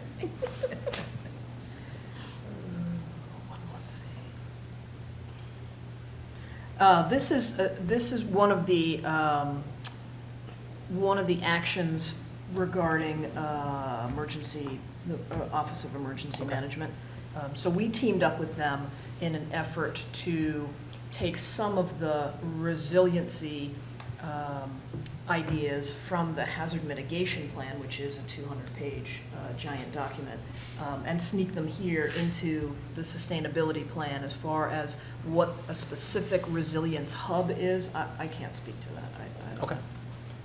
And I'm happy to defer to Doria if you have some. I actually might know what it is. It's a citizens coordination group to help coordinate resiliency efforts before, during, and after a like a hazardous or a event. Crisis. Thank you. It was what I was Heat referring wave, to, too. Yeah. Flood, yes. Yeah. One more, if you don't mind. And then finally, under smart waste and water management, this would be WW 1.1C. That would reducing single-use and sales of plastics. I guess, how does city government play into that? Because personally, I'm not a huge fan of telling businesses what they can and can't do. So where's that balance between sustainability and mandate? As Matt would say, that's an excellent question. That's when we have to figure out. Here's a perfect example. Downstairs, we have snack machines that sell soda, Gatorade, water, all in plastic bottles. Why is that? Can we contact the vendor and say, we only want cans of water, cans of soda, etc.? Do I think that there are other opportunities? Maybe if we have vendors that are hired to work at Stellos and Holden Stadium, maybe that's part of the requirement. When we hire them on, is to say, hey, this is the what you're offering, and we want all of the materials to be compostable. Possibility. Will we get any vendors to come out? I don't know. Maybe we won't. But I don't disagree with what you're saying relative to making businesses do X, Y, or Z. Sure. Not a huge fan. I also, I want to point out that action is internally facing. It's only for facilities, buildings, Okay. that the city has any sort of say-so in how they operate. So our snack machines will be going away. Like the mayor's K-Cup. Yeah, that was kind of my big overarching question was, and now that you explain it, makes more sense that is more of an internal kind of feature and not so much a legislative feature. It would be internal changes. That makes more sense. Thank you. That's all I have. I think also, the point that you can take from this as well is, as leaders, as a city that is doing this and doing it, ahead of many others in the states, we start to influence what happens in our city. So it's not a mandate, but if we start, using, compostable trays at our schools, and we're now, making sure that there's not plastic everywhere throughout the city, it starts to become a value that we have, and the community can start to engage as they can. You had one more question. Yeah, thank you. I have a question, but first, thank you, Mrs. Chairwoman. I had a comment on something that Ms. Brown had said, and then I have a question for them. So my comment is, you talked about, saving people money and helping them reduce, I guess, the energy they use. And so working at Eversource, I get calls every single day. There's tons of calls with high bill. Everybody thinks that, whether it's National Community Power or it's Eversource themselves, we're overcharging, and there's no way their usage can be that way. Their meter must be broken. And so, 99.9%, the meter's not broken. It's the stuff they use in their house, right?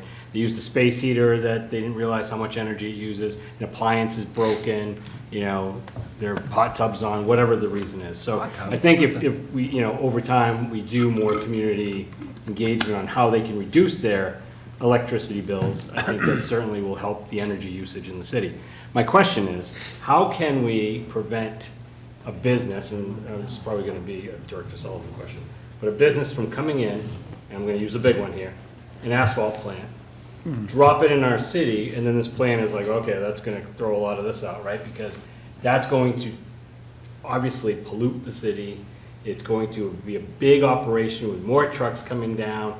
How do we prevent something like that from, we're working so hard on this plan for the city, and then we have a business like that come in and really zap our energy or become a barrier to living more, in a sustainable city? That's an excellent question. Just playing your game, Director Sullivan. Matt Sullivan, Community Development Director.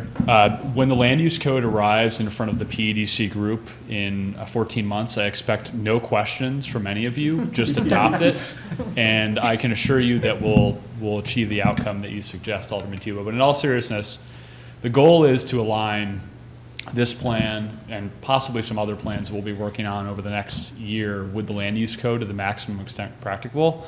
For that very reason, to inform the uses that we should and should not be permitting across different areas of the city. And so I think industrial uses, particularly housing, is another one I think we'll need to take some care in as well. Those things, where we want those, should be directly informed by the very goals and objectives set forward by this plan.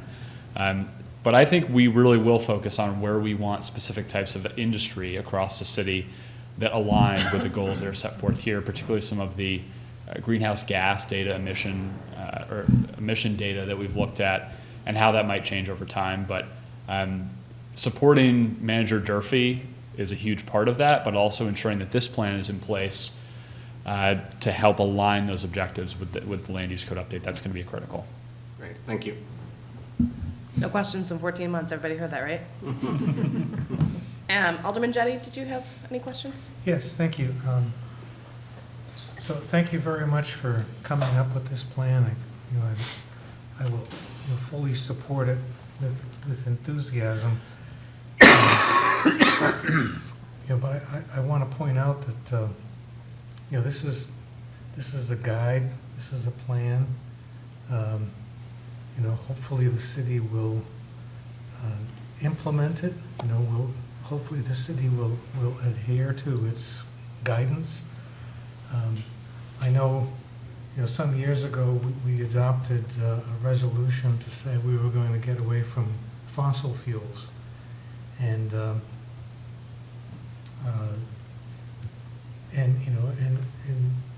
we have made progress in that regard. The city has purchased some electric vehicles. We've converted, some of the other, vehicles to, compressed natural gas and, other things. We have taken steps in that direction. but we've also missed a lot of great opportunities, I think, and none, none of these goals, will be achieved unless we aldermen, back this up by supporting legislation that implements it.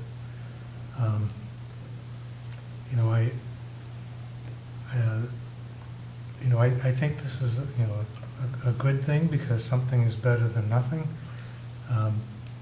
But having, spoken to Director Sullivan at length on this subject, I know that, not only he, but other people in the city government, and probably my fellow aldermen, kind of are reluctant to mandate anything. That seems to be a bad word. Alderman Gouveia talked about how he's reluctant to tell businesses what to do. I have a different philosophy about the role of government. I think the government has to, figure out what needs to be done and require that it be done, mandate that it be done. We've allowed businesses to in many instances, determine, what our energy policies, will be. And, look, in my opinion, that's part of the problem. That's part of why we're at this crisis that we are in. And we are in a climate crisis. These suggestions, they're kind of, nudging things to certain ways, in certain ways, which I think are good. But the train has left the station, and we're trying to catch up to it. And we need to do something drastic. One example is. You showed a graph showing that the largest contributor of greenhouse gases is buildings.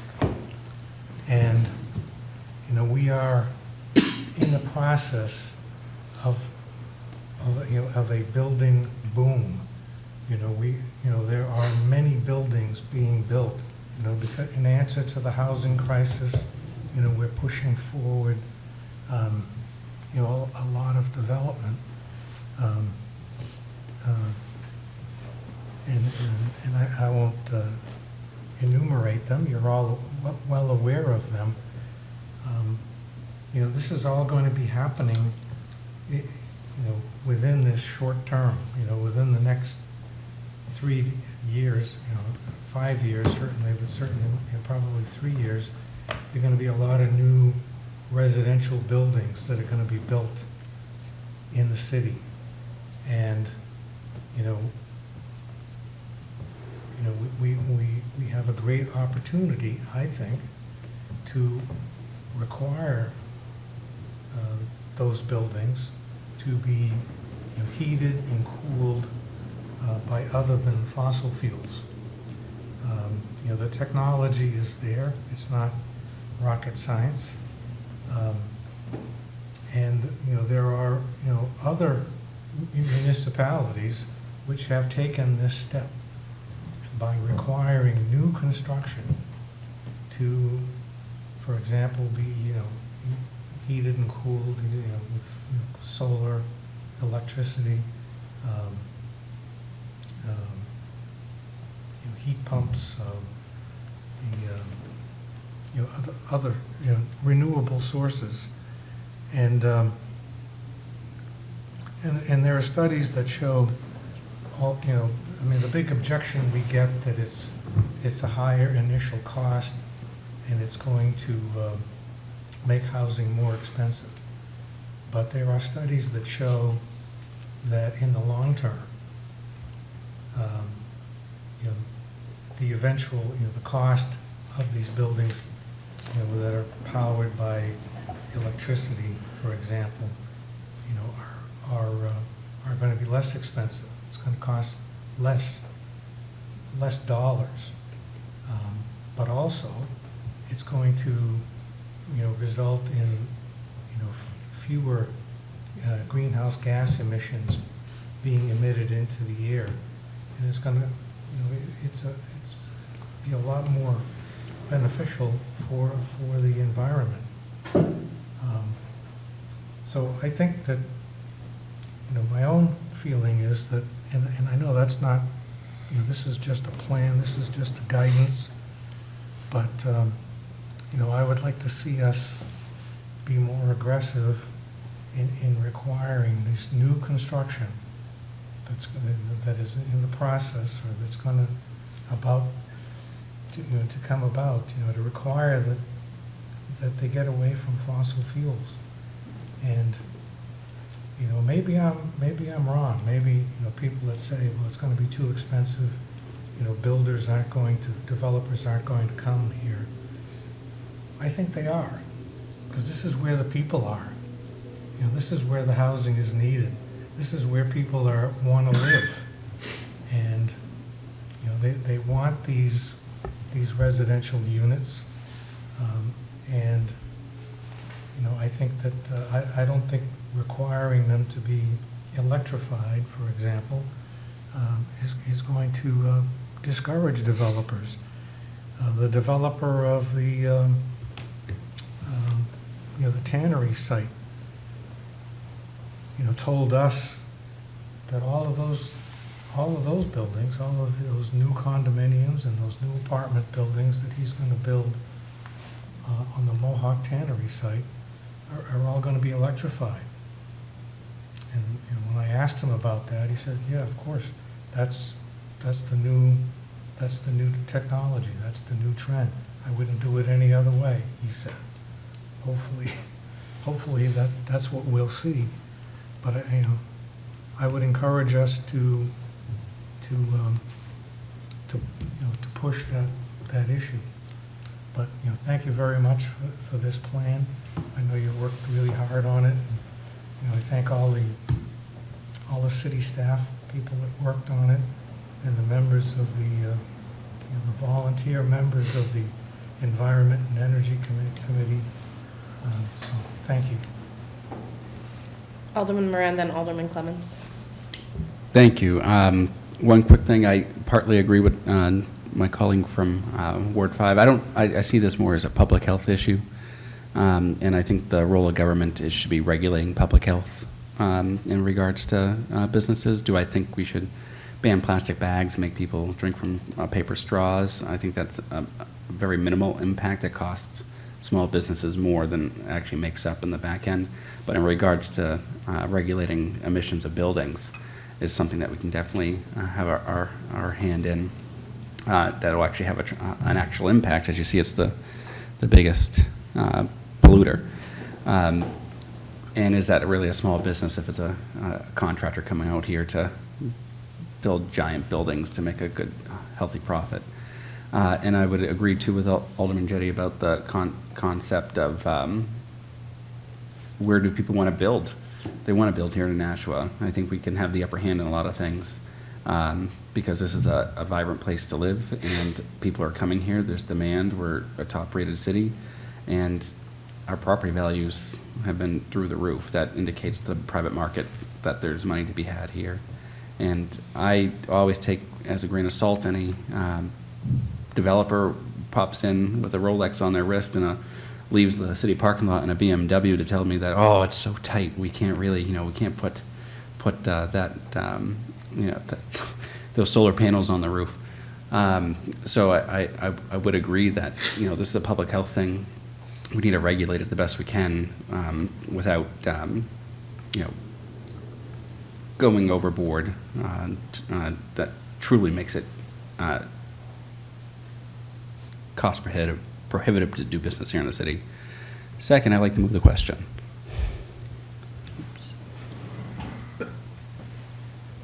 I can Motion on the withdraw floor. that. I thought you were going to do it. I wanted to beat you to it. No, you're not going to do that? All right, I withdraw the move the question. Thank you. Alderman Clevens? Thank you. Yeah, I'll try to be brief. See, I have a differing point of view, but not entirely. I actually agree with the strategy that was outlined for trying to incentivize businesses to do the correct thing. You make them an offer they can't refuse, right? So you basically say, okay, you can make more units for in a lesser space if you do the right thing. You know, and most of the time, in the end, it's going to benefit them more because they're going to end up making more money off of that in the long run by doing something like that. So to me, the better option is to incentivize the private industry to do the right thing by making it a deal that they really would be fools to not do. And that way you get what you want without actually having to mandate it. The other thing that I will say, I think that